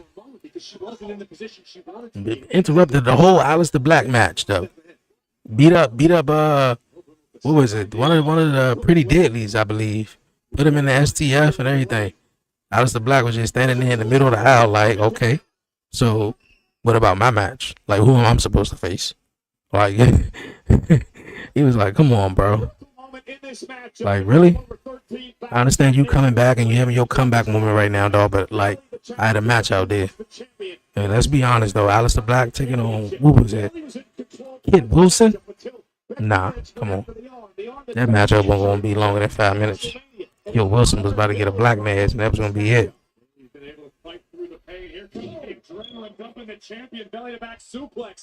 This is what Lynch wanted to avoid. Running knee. Bailey started to climb back into this. Becky was going for frequent covers. Raw is perfect at 2 hours. I mean, to be honest with you, it's kind of like it is 2 hours. I mean, if you take out the promo to open up the show, which is like 20 minutes, you know, that promo opening, you know, segment, you take that out, the show is about 2 hours, 5 minutes, 2 hours, 7 minutes, 2 hours, around 2 hours. You know, I'm okay with them stopping at like 10:28, 10:30, 10:31, or whatever like that. Every now and then, you know, every other couple of weeks, they're, you know, run a little long, 10:45, you know, or whatever like that. Close to 11. Looking for a belly to belly. Oh, belly reverse. Looking for a disarmer, perhaps. Oh, that was a nice Belly to back by the champion. Here we go. manhandle slam. Oh, nope. Looking for Bailey to belly. And she got her. 1, 2. And Becky kick out. As expected, this matchup has delivered back and forth. Vicious, desperate. She suplexed her on the arm, too. Had her arm. Answers with the Bailey to belly suplex, a maneuver that's brought Bailey so much success throughout her career, but couldn't do the job tonight. Only 2 women have held the Intercontinental Championship. The inaugural winner, Lyra Valkyria. She held it for a number of months until You ain't gonna say only 2 women held it. It only been 2 champions so far. become the 3rd Intercontinental Champion in the women's division. I thought he really was about to pull out an impressive stat. Like, it only been 2 women that ever won, something. I'm like, come on, Michael. Oh, Stewart in the turnbuckles. Sunset flip into the turnbuckles. Sunset flip sent Becky spine first into the buckle, and Bailey with an opportunity. 1, For the 2. championship, Becky at 2. Now the frustration becoming obvious on the face of the challenger. Bailey beginning to question herself. What else do I have to do? What else can I show Becky Lynch that the man hasn't already seen? Now with Becky in trouble. Bailey going to climb up top. Bailey's comfortable up there. We've seen her do this a number of times in the past. Taking a little bit too much time, and it allows Becky to regroup. The extra moment necessary to stabilize herself on the climb may have cost the challenger Bailey. Both women up in this district. High above the ring. Becky may have the upper hand and blows to the spot. I fell asleep, man. And Becky, feeling down on the superplex. And Becky, Superplex. Up, she going for the armbar. the armbar's in on Bailey. Bailey trying to block it. Gets it to the top of the shoulders. And a kick out portion. Disarmer. Turn it into the disarmer. Oh, no. Boy, I had no doubt this was going to be a night's match. Kick out by Lynch. Oh, she looking for a Boston Crab? Bailey trying to turn the champion over, potentially for a Boston Crab.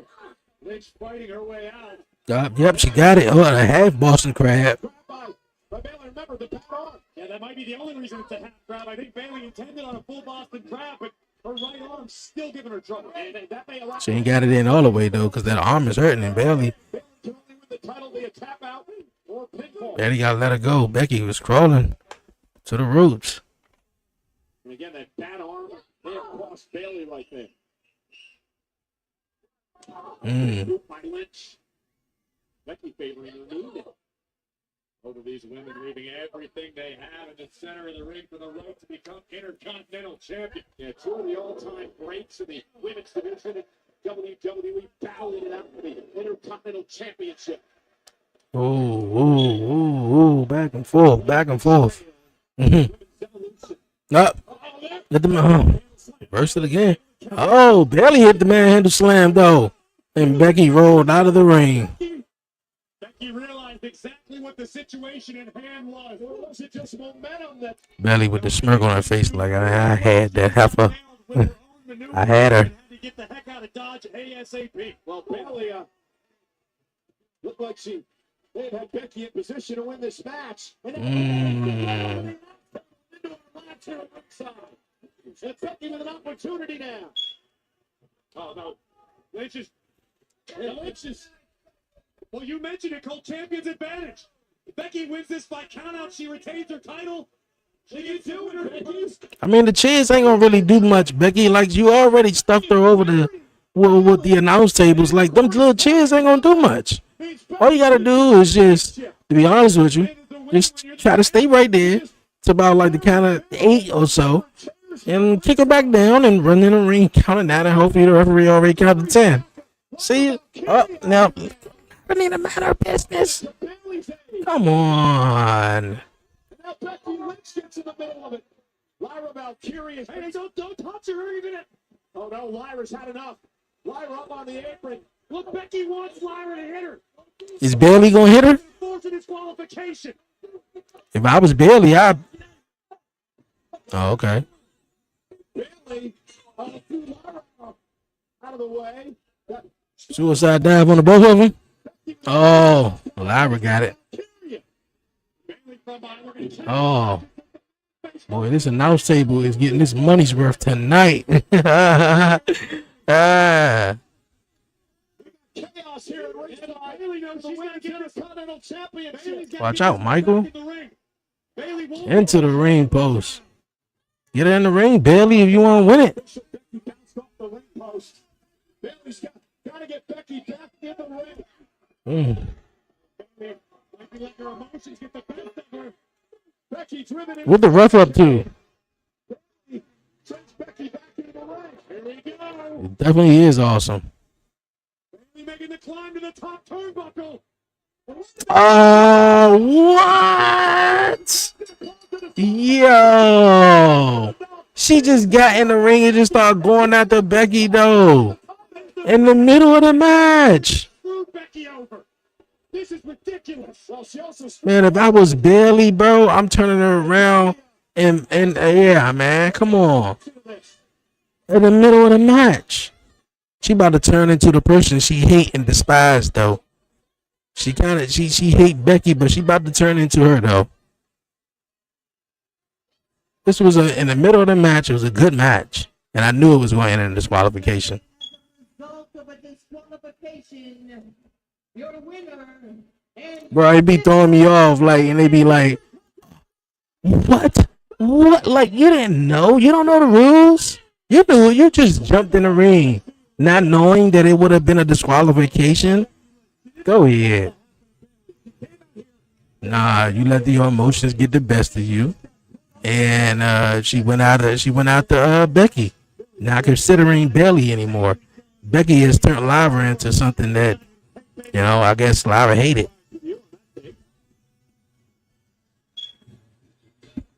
ladies and gentlemen, still to come tonight. One of these fans will take on Randy Orton on Saturday. A night of champions going to be hit of the rank finals. This perfect semifinal. Pro do so live tonight.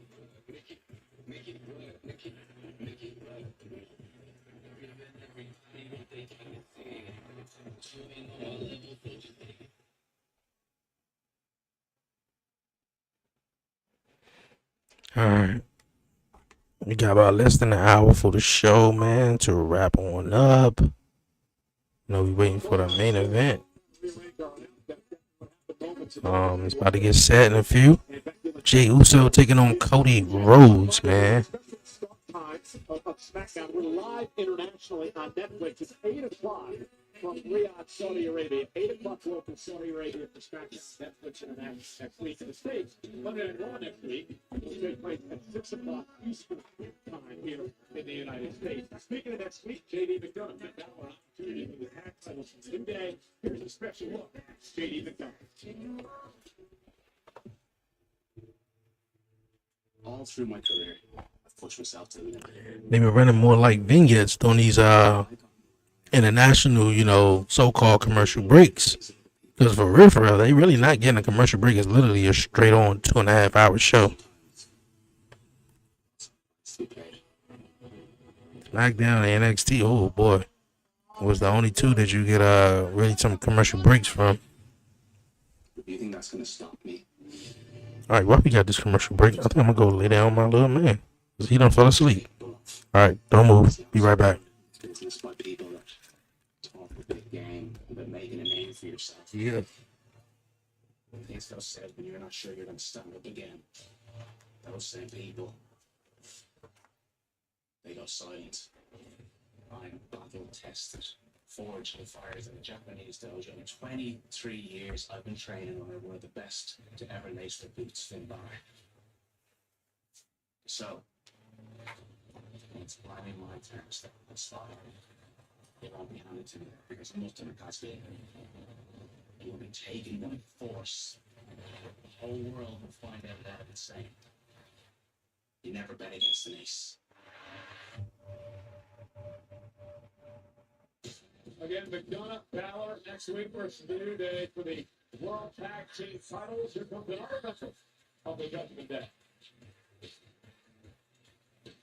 Ladies and gentlemen, please welcome one half of the WWE Women's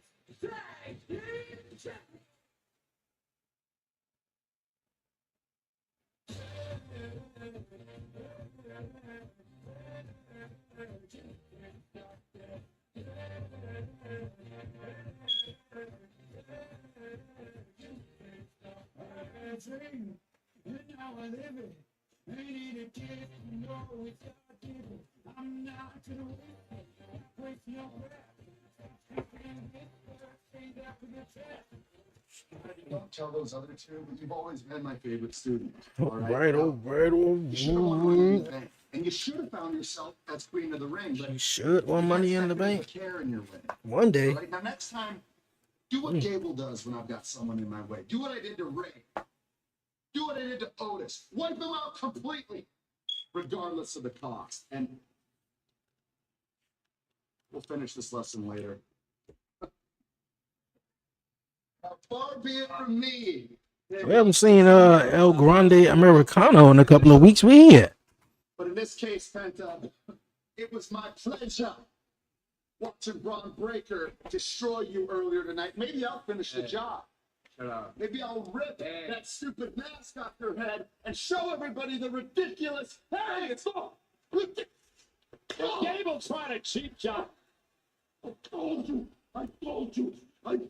John. Solo!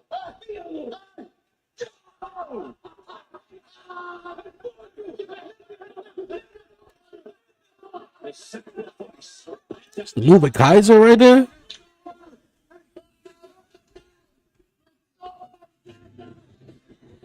Luba Kaiser, I guess he just paying attention to what's going on right now. A couple of weeks ago in the Queen of the Ring tournament first round matchup. Just as it seemed as though Rhea had victory in her fingertips, Raquel would arrive and cost Mommy big time. And Rhea Ripley caused her to match up again. Well, caused up her match last week on Monday Night Raw. Victory away from the hands of Raquel Rodriguez. But then an emphatic beatdown would ensue, a thunderous riptide on the outside of the ring. And then the assist before the Empress Impact Asuka would advance with a special thank you for Rhea Ripley. Rhea, me jodiste, ahora lo vas a ver, pendeja. You're not gonna screw me out of Queen of the Ring and get away with it. So si tú quieres, chiquita, I can drag you out here by that nose ring, or you can make it easy for yourself and get in here and take the beating you deserve, mamona. Mamona. I don't know what she said though, but boy. Rhea Ripley always get an explosive reaction every time she come up. For the Eradicator. Be careful. Always get an explosive reaction.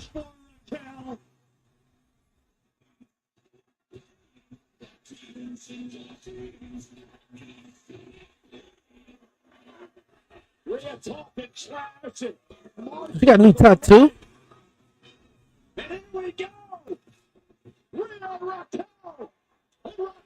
Rhea Ripley taking the fight to Rodriguez. Lefts and right, dropping bombs is the Eradicator. Better watch out for that big boot, Rhea boy, cause she got them big boots. That heels on that big boot. I don't remember having that tattoo on her ribs, on her midsection or stomach. Oh. Okay, Raquel. See what you doing? Showing Rhea, man, she ain't the only big tall woman here. Uh-oh. Are we about to get a table presented by Slim Jim? A table presented by Slim Jim.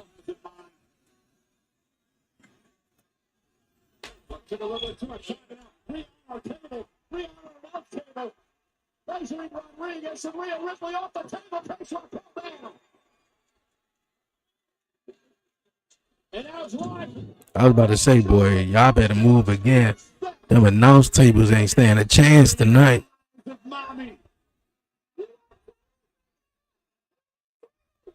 They gonna have a tables match or something? We ain't have a tables match in a while. Just a regular old tables match. I can see them having a tables match this Saturday or next Monday. However it goes. Because to my knowledge, we only got one women's that's the queen of the ring final match. And she gonna put her through a table, or Raquel gonna reverse it? Out comes Roxanne. I got a strong feeling. The same thing I said between Roxanne and Liv. I think they're gonna do that with Roxanne. Roxanne and and Raquel Rodriguez though. And at least she came out here and tried. That's a big boot waiting for her. Oh no! Oh, put Rhea Ripley through the table. That's what's up, man. She looked bad doing that. That's what's up. Raquel said, "Put some respect on my name."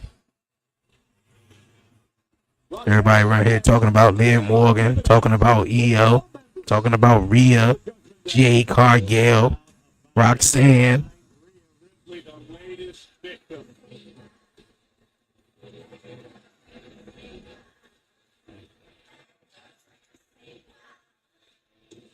I'm all for that. That's what's up.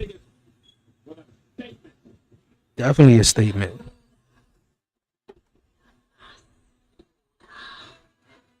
And I believe both of them, like, Puerto Rican, Latino, Mexican, something like that, No disrespect, but Raquel and Roxanne, they go together.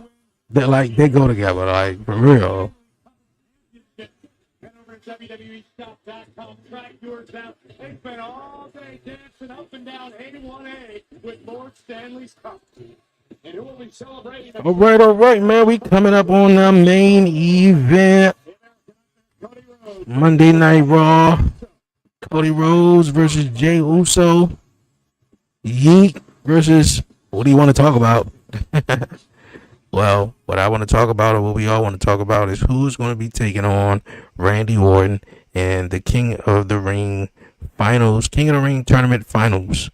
So we about to find that out. Coming up live in just a moment, man. In just a moment.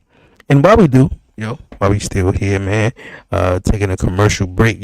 Man, we on the road to 2,000 subscribers here on YouTube, man.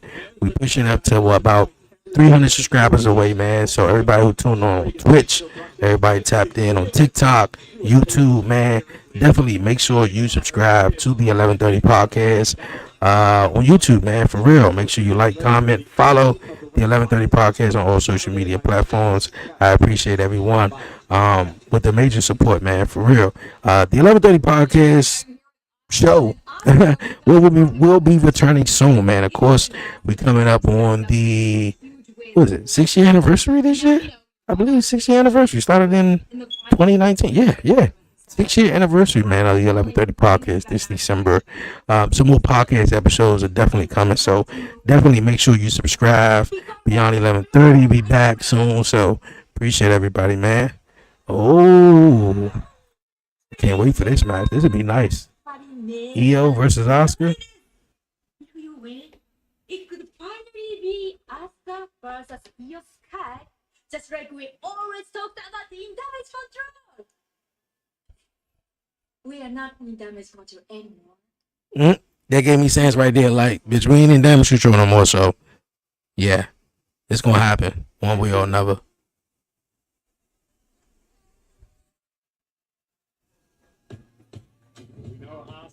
Her sights set on Io Sky, but there is one final step on the journey. The Empress of Tomorrow must get Oscar taking on Jade Cargill, the King of the Ring finals. More than likely Cody versus Randy. We got John Cena versus CM Punk. I'm only the 3 matches they announced so far, right? 8 o'clock in Riyadh, 8 o'clock local in Riyadh for SmackDown on Friday. That's 8 p.m. Arabian Standard. So SmackDown will be on about 1 o'clock, 1:30 this Friday? The live version, and of course the delay will be actually at 8 p.m. And of course Monday Night Raw is coming on at 6 o'clock next Monday, man. Some real interesting times, man. When they was doing the international jumps, we had a 3 o'clock start time. We had a 4 o'clock start time. which was like, yo, this is bananas. And we got a 6 o'clock start time. So Raw will be going off just about time. Is really just getting started. In 2 weeks from Friday, we're heading to Music City, USA. We'll be on Broadway, Nashville, Bridgestone. Jelly Roll makes his special guest appearance. Okay, what they gonna do? Like, why is he making a special guest appearance? Somebody gonna take him out or something? Is he gonna have a matchup at SummerSlam or something? 2 weeks from Friday, live on Broadway. I mean, I get it there in Nashville though, but Jelly Roll always at WWE, so why they announcing it?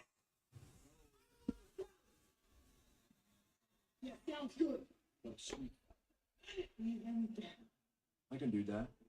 Then it's official. I couldn't have said that any better myself.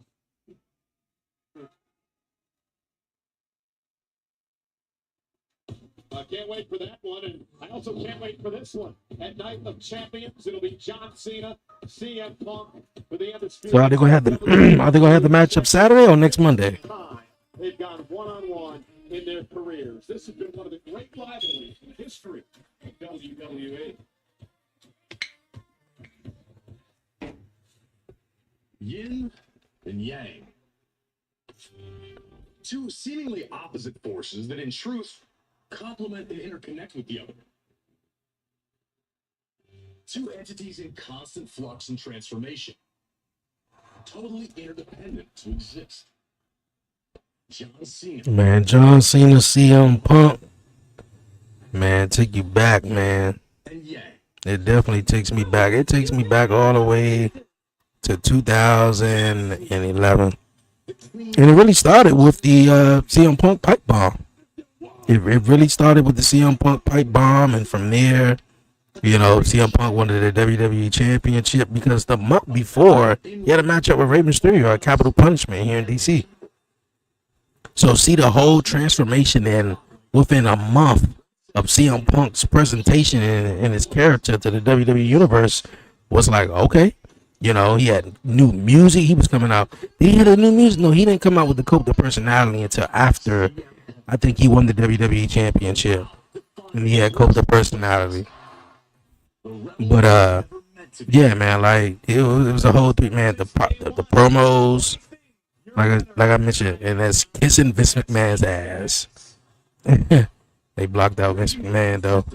But yeah, man, that whole, you know, build up 2011 with Punk was legendary. Obviously, Alberto Del Rio would cash in at SummerSlam. And then at SummerSlam, the Kevin Nash thing came in, which I felt like that could have been better than what it was. But that fell flat. And it was really supposed to have been Kevin Nash, I think, versus Triple H. Which I think, no, sorry. CM Punk versus Kevin Nash. Because it made no sense for it to be Triple H and Kevin Nash only until Triple H sort of stepped in and was sort of the, well, not sort of, but he was, you know, he wound up being the authority figure. But it made sense for it to have been CM Punk and Kevin Nash at Night of Champions. But, you know, it wound up being, I think Kevin Nash didn't pass no physicals. So it wound up being Triple H, and that was dope. And they could have ran it back at WrestleMania. But, yeah, WrestleMania some years later, though, but never happened. Or they had something bigger planned. But, yeah, 2011 was definitely a year for CM Punk. He never got that main event that he wanted, even though when he was WWE champion. But, yeah, man, you know, that year was something else. And now he back. I thought we was gonna see him here tonight, you know, and respond to what John Cena said on Friday night. You can't beat me. When I'm at my best, you never could. I won the title. I left with the title. You're trying to follow in my footsteps. I hate this idea that you're the best in the world. You're not. I'm the greatest of all time. The truth is, Punk, I'm jealous of you. My man said, hey, Matt Cardona. Hey, Nick Mineth. Who was the other one? Claudio Castagnoli. Remember who gave you the stage for your pipe bomb, pal. What have you done with it since then, huh? Because you change your values as much as I change my t-shirts. You're just a loudmouth opportunist who will step on the necks of people who actually work hard if it gets you ahead. The greatest of all time. Night of Champions. Balls in your court, hero. The best in the world. You can't see me. I see through you. Yin and yang. Positioned once again upon opposing shores. I didn't know they was going to do this rematch at Night of Champions in Saudi Arabia. But of course, I'm pretty sure they looking for any big main event in Saudi Arabia. This had SummerSlam written all over it. Friday, we have a kickoff show that gets underway. We got a kickoff show at. So we got a kickoff show at 10 a.m. on Friday, and the countdown show at 11 a.m. on Saturday. Champions 1 o'clock Eastern, 10 o'clock Pacific time from Riyadh on Saturday. It's the showdown we've all been waiting for. The best in the world against the greatest of all time with the undisputed WWE Championship on the line. CM Punk challenges champion John Cena. And also in the Kingdom of Saudi Arabia, the United States Championship. Oh, okay, that's the other matchup. Jacob and Solo. Okay, so we got Cena and Punk. Jacob taking on Solo. We got both of the King and Queen of the Ring tournament matches. Oh, we got Sami Zayn versus Karrion Kross. Is actually going to be on the show. What? Hell yeah. Okay. Okay, Sami Zayn, Karrion Kross. I think that is really a big moment for Karrion Kross, man. I'm rooting for Karrion Kross. I know everybody would be rooting for Karrion Kross to win that. Bubba, what's good, Bubba's 4 letters or 1 word?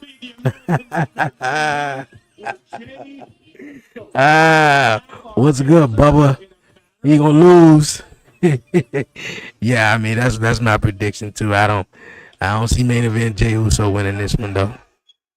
You know, now if Sami Zayn beat Randy, oh yeah, definitely Sami Zayn would have won it. But I don't even think that would have made sense. It made sense more if it was for the title. Like they could have had Sami versus Jey, because they never followed up on Sami Zayn looking at Jey all funny after he won the title. So it was just So yeah, Cody Rhodes definitely got this one though. But my man said 4 letters, 1 word. Loss. Okay.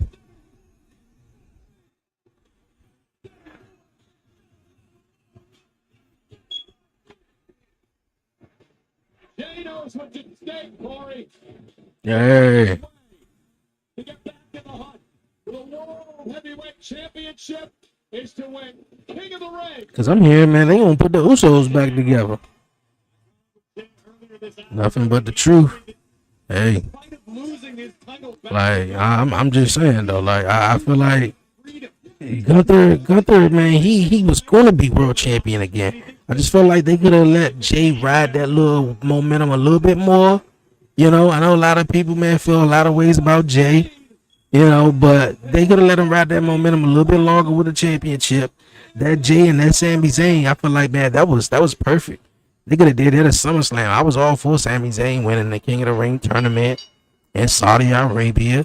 You know, he got like, you know, some background, religious, you know, background there and everything like that. So I would have been cool with, you know, Sami winning it, you know, because Sami ain't won a championship. So that would have been his big one to possibly winning a title. And if Jey would have lost it at SummerSlam against Jey, against Sami, that would have been cool.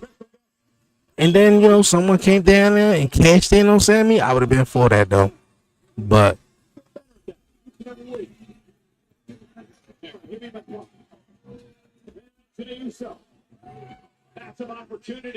going to see, man. We're going to see what they're going to do in the future with Jey. My man was Intercontinental Champion for 28 days. Lost that jump, bro, within a month. Won the World Heavyweight Championship, shocked everybody with the Royal Rumble, choked out Gunther, first match of the night, no main event spot. Okay, cool. More than likely, we knew that. And didn't even hold the title to SummerSlam. At least Damian Priest held the title to SummerSlam.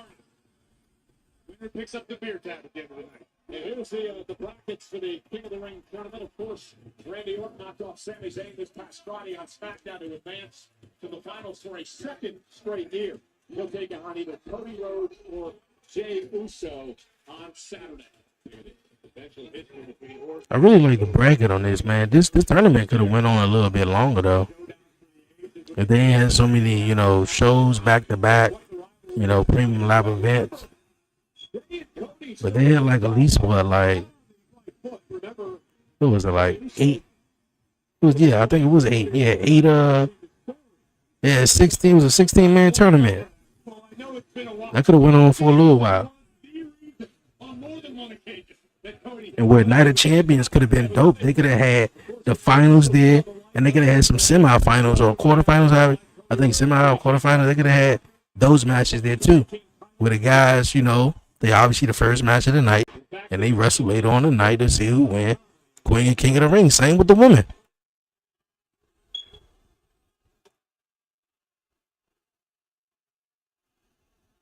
Man, yeah, this whole run it back type shit, bro. I'm not with it, bro. I'm not with it. Somebody who said it earlier. I think my guy Santi. I think they're on commercial break right now, so it's all right. But man, come on, bro. You out there still jamming and hopping on, man. I ain't trying to run it back. I'm trying to be another type different Jay. I'm trying to turn it up a different level because I want to be world champion again. And if all the people see me is just 4 letters, 1 word, then they just think I'm just gonna suck, basically. The song go hard, everything go hard, bro. Nah, they ain't on commercial.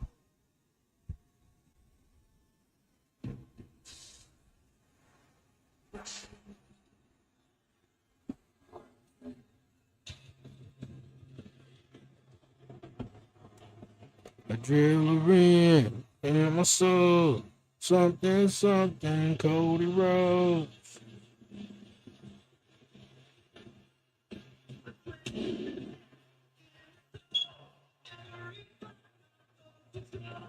Do it all, I give them all they feed. Crowd is here. They told me to start the show. Let's go home. Not over free.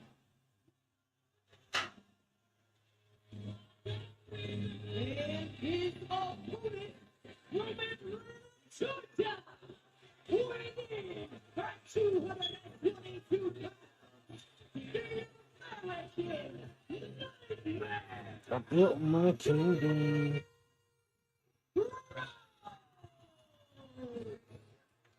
Talk about the need of Jey Uso to win King of the Ring and get back to if Cody wins, we riot. Oh, for real? My man just said 4 letters, 1 word, lost. And then you say if Cody wins, we riot. So which one are you for, my man? Which one are you for, Bubba? Cody or you probably said neither one. Shit, I ain't gonna blame him. But yeah, I mean, I don't got Jay winning this. I definitely got Cody winning this, taking on Randy Orton. So, whoa. Something Cody Rhodes. Yeah, that's how the song go, right? Something Cody Rhodes. But I want another clap at Gunther.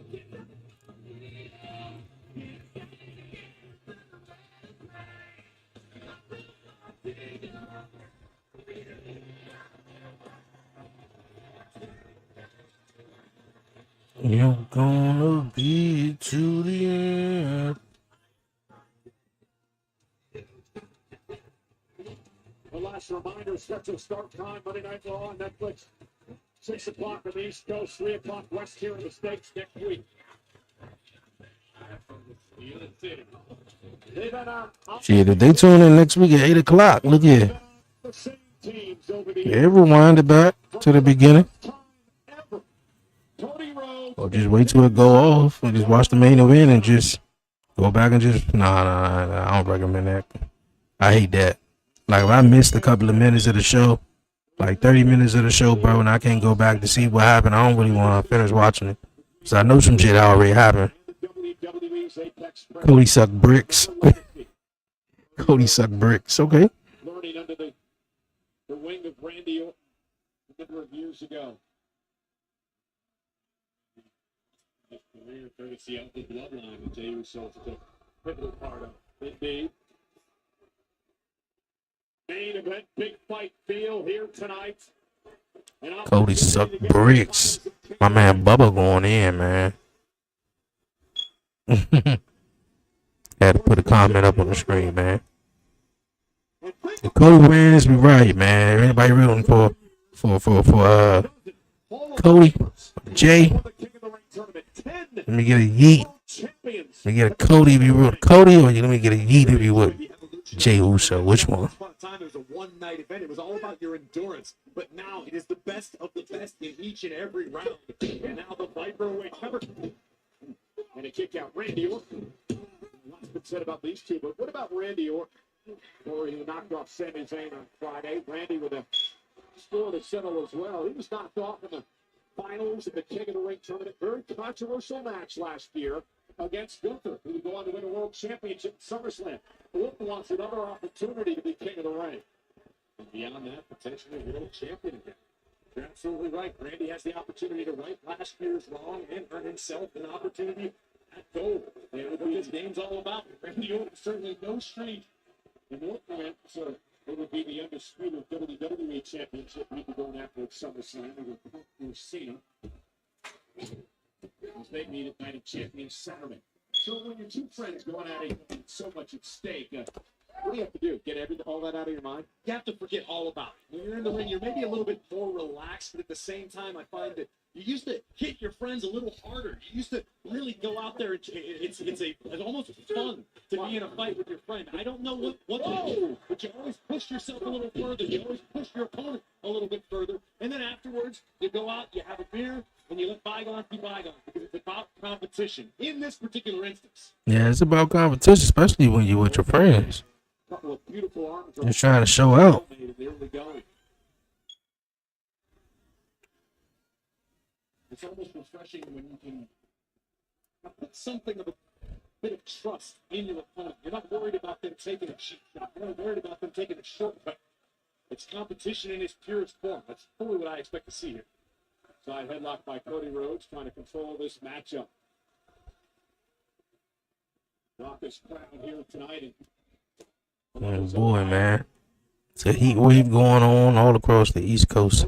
And it was about 100 degrees, man. At least it felt like it. Up 100 degrees today. It's hot as I don't know what. Oh, Cody looking for a crossroads. Oh, man, this match is about to get hot. Speaking of 100 degrees.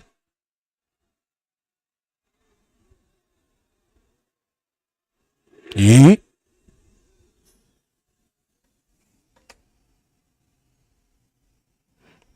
Yeet. Cody and Jay exchanging some words, and the pleasantries will go out of the way pretty quickly. Yeah, no doubt about it. These guys know what this is all about. It's about business. It's about a potential championship opportunity. It's about a potential classic match with the Viper Randy Orton, one of the greatest to ever do it. You know, Riyadh has been very special to Cody as well. Remember what he did last year, became the first ever crown jewel champion. Cody would love to be. So far, your crown jewel started next week. We looking at a John Cena versus Gunther at crown jewel for who will be the I'm assuming 2025 crown jewel champion. To get the crowd fired, because Cody knows full well that Jay feeds off the crowd just like Cody does. You want your opponent at their absolute best. Jay Uso's a part of Monday Night Raw today because Cody Rhodes a couple of years ago bringing him aboard. Jay now looking to control this battle. Both men former world champs. Cody's been a 7-time tag team champion. Jay a 10-time tag champion. Cody Rhodes taking the cheap shot first. Now he looking around like, did I really do that? Yeah, you did it. Cody beat Andrade pretty Mm. this opportunity. He, of course, was involved in that chaotic fatal four-way last week here on Monday Night Raw. Ooh, Rhodes with a chop. Nothing friendly about that. Both of these guys know. You said the pleasantries were exchanged earlier. Yeah, this match is picking up a little bit. It's no more like they ain't more playing it safe no more. It's really a tough one. I hate to be a fence sitter, but I have to say both of these guys have a great deal of momentum on their side because both men know and understand fully the opportunity at stake. 2, 3, 4, 5, 6, 7, 8, 9, 10. Yeet. Roxanne Perez to advance to the finals of the Queen of the Ring.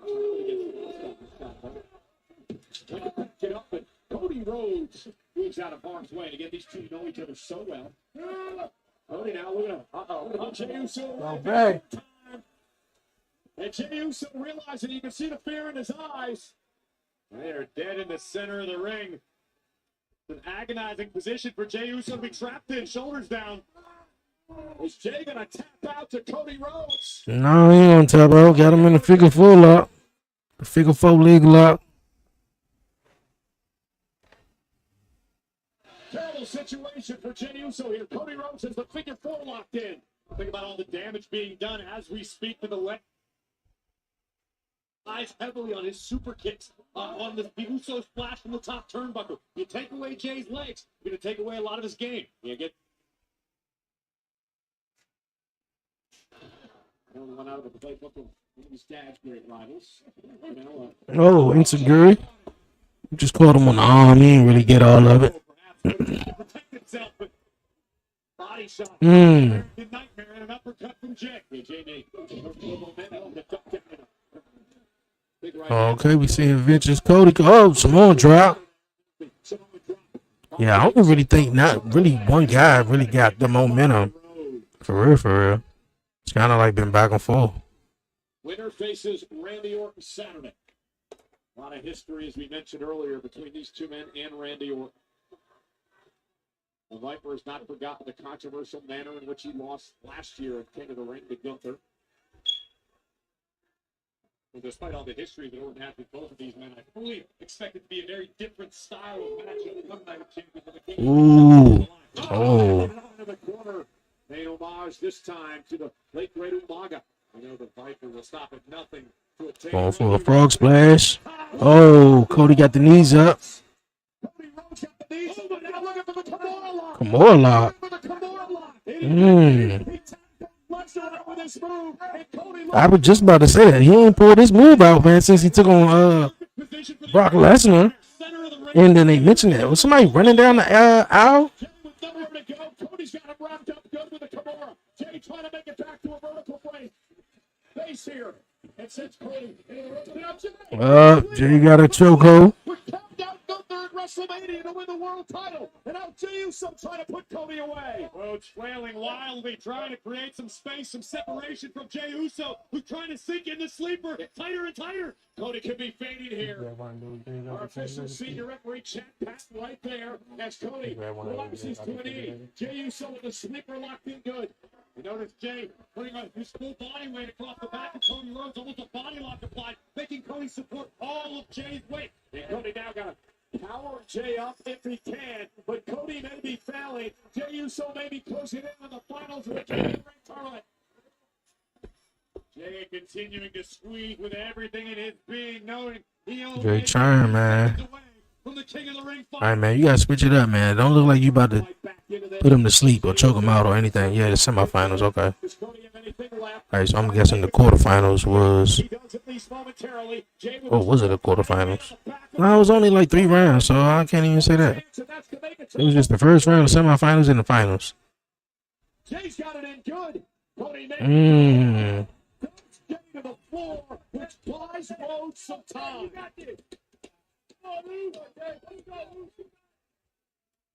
First the Kimura, then the sleeper, and both men survive at least for now. This turn of events for Cody Rhodes, who scrambled for the ropes and in the process dumped Jay all the way out to the floor. Cody now afforded several seconds to attempt to regain his breath, regain his bearings, and get back into this fight. Cody back to his feet. There jumps Rhodes. Mm. For the right hand. And things are starting to get nasty now.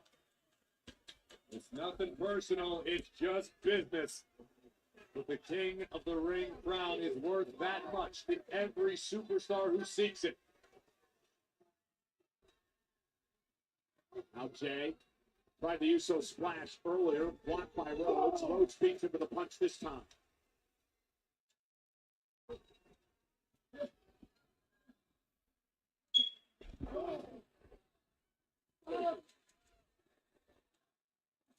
Indeed it is, as the slugfest continues on the top rope. And between the eyes of the American Nightmare, Cody Rhodes down. Jay still perched on the rope, but look at Cody. Uh-oh, looking for a top left suplex. Superplex. How much did it take out of Cody? I don't think it took too much out of Cody Rhodes. The finals of the King of the Ring. Watch this impact.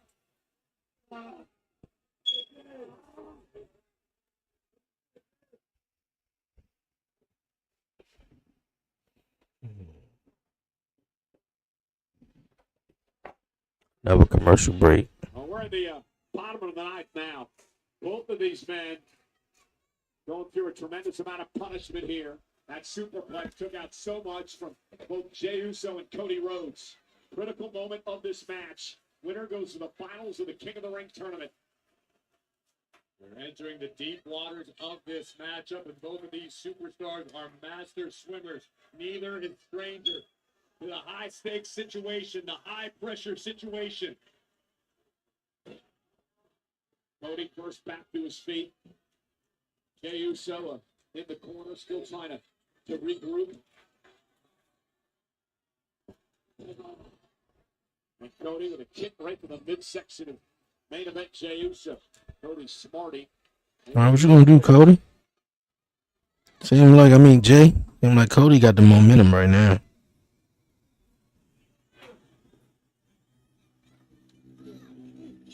An Irish whip out of the turnbuckle. Jey Uso reverses it shoulder first into the ring post. And now it's Jey Uso's chance, his opportunity. Jay gonna try to climb to the top rope yet again. Been forward the first two times he's Go for a crossbody.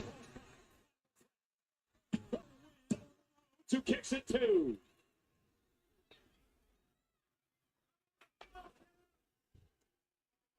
The exhaustion setting in for both of these men. Nearly 14,000 on hand tonight.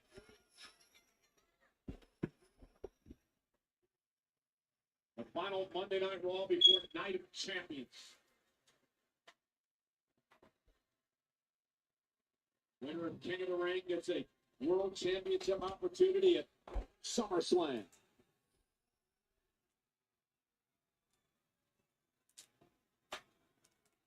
More of attrition here for you.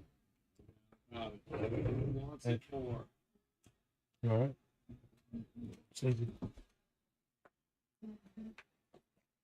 Will it be Rhodes? Will it be Uso?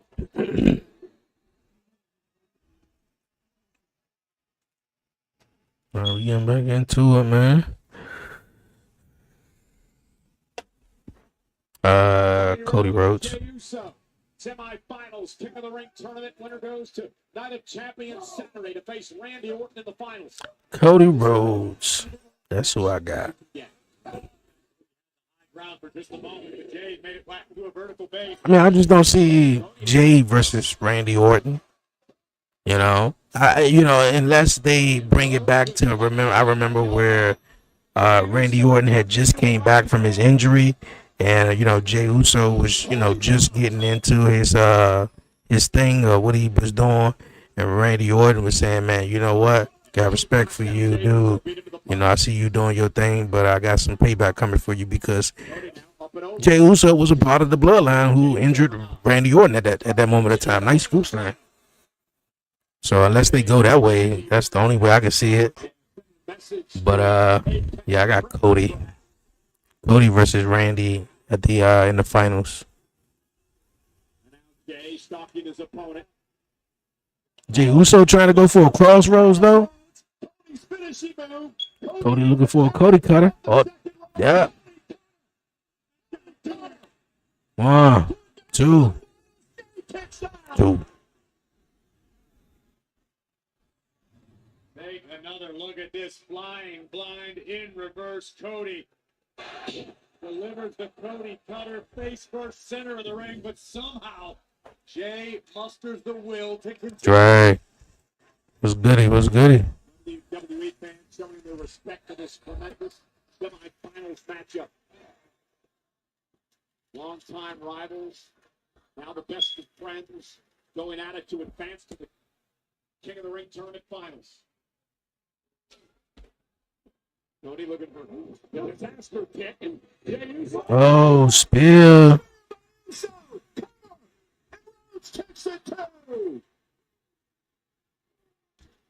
And Jey Uso realized that was his chance. Cody was looking for the disaster kick. Then snip ahead. Thunderous spear takes down the American Nightmare, but Cody Rhodes fights on. And a 13,433 here tonight at the Nationwide Arena in Ohio, capital city of Columbus, enjoying our main event tonight. Uso putting it all on the line for an opportunity to battle Randy Orton at Night of Champions. I'm assuming, man, they did the whole ceasefire and everything in WWE. Made it, you know, I think if it was any other situation, they would have probably relocated. But because they got millions and millions of dollars, you know, invested over there in the Riyadh, Saudi Arabia, I guess that's the reason why they didn't want to cancel it. Oh, looking for another Cody cutter? Jay kicking out again.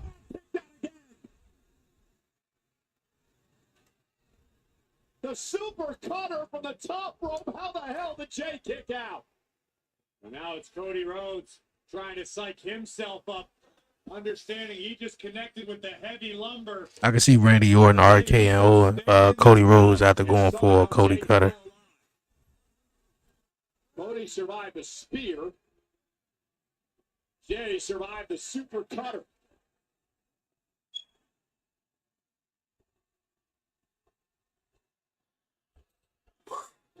Cody Rhodes looking like he's looking for the crossroads.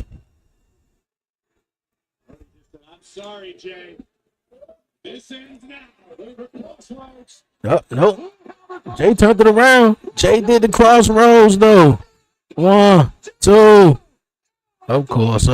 He kicked out. You, me, and 14,000 plus, Cole. Everybody in this arena was on their feet.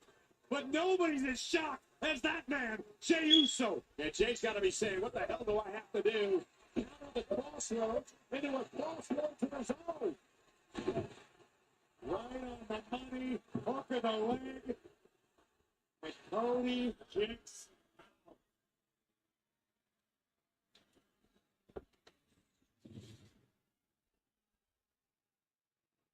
The emotion, both of these men stir within the WWE fans is incredible.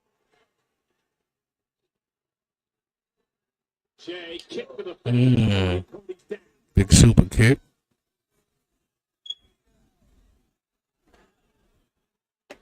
He's telling Cody to get up. Yo, appreciate the likes, man. Appreciate the likes on the over on TikTok. This is just insurance. Jey Uso just wants to make damn sure. Cody looking for it. Jay did another spear. Uso with a spear to Cody Rhodes, and Jay says that's it. Cody doesn't appear to have anything left. And Jay gonna position him for the finishing move. That's more than halfway across the ring. Surprised he didn't do the on the other side of the. Oh, Cody got back up. Another Cody cutter from the top. Yo, that's crazy. Yo, Super Cody head ass.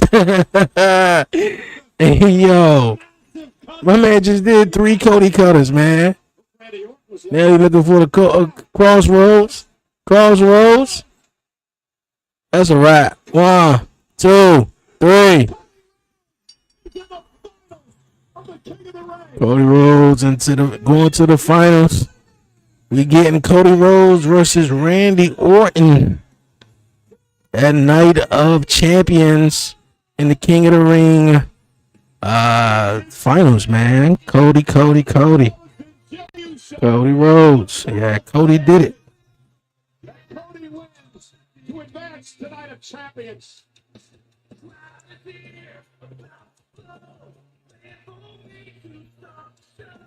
All the good and nice go up and home.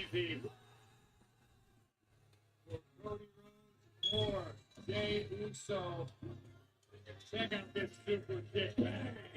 Right on the jaw, the American Nightmare. Surely that would put. Nah, Cody Rhodes, man, went for the kill shot, bro.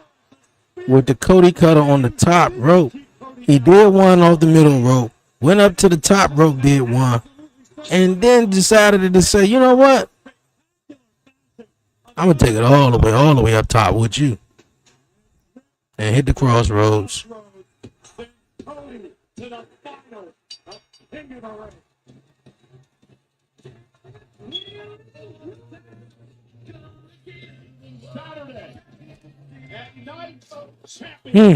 That's what's up, man. What a Monday Night Raw.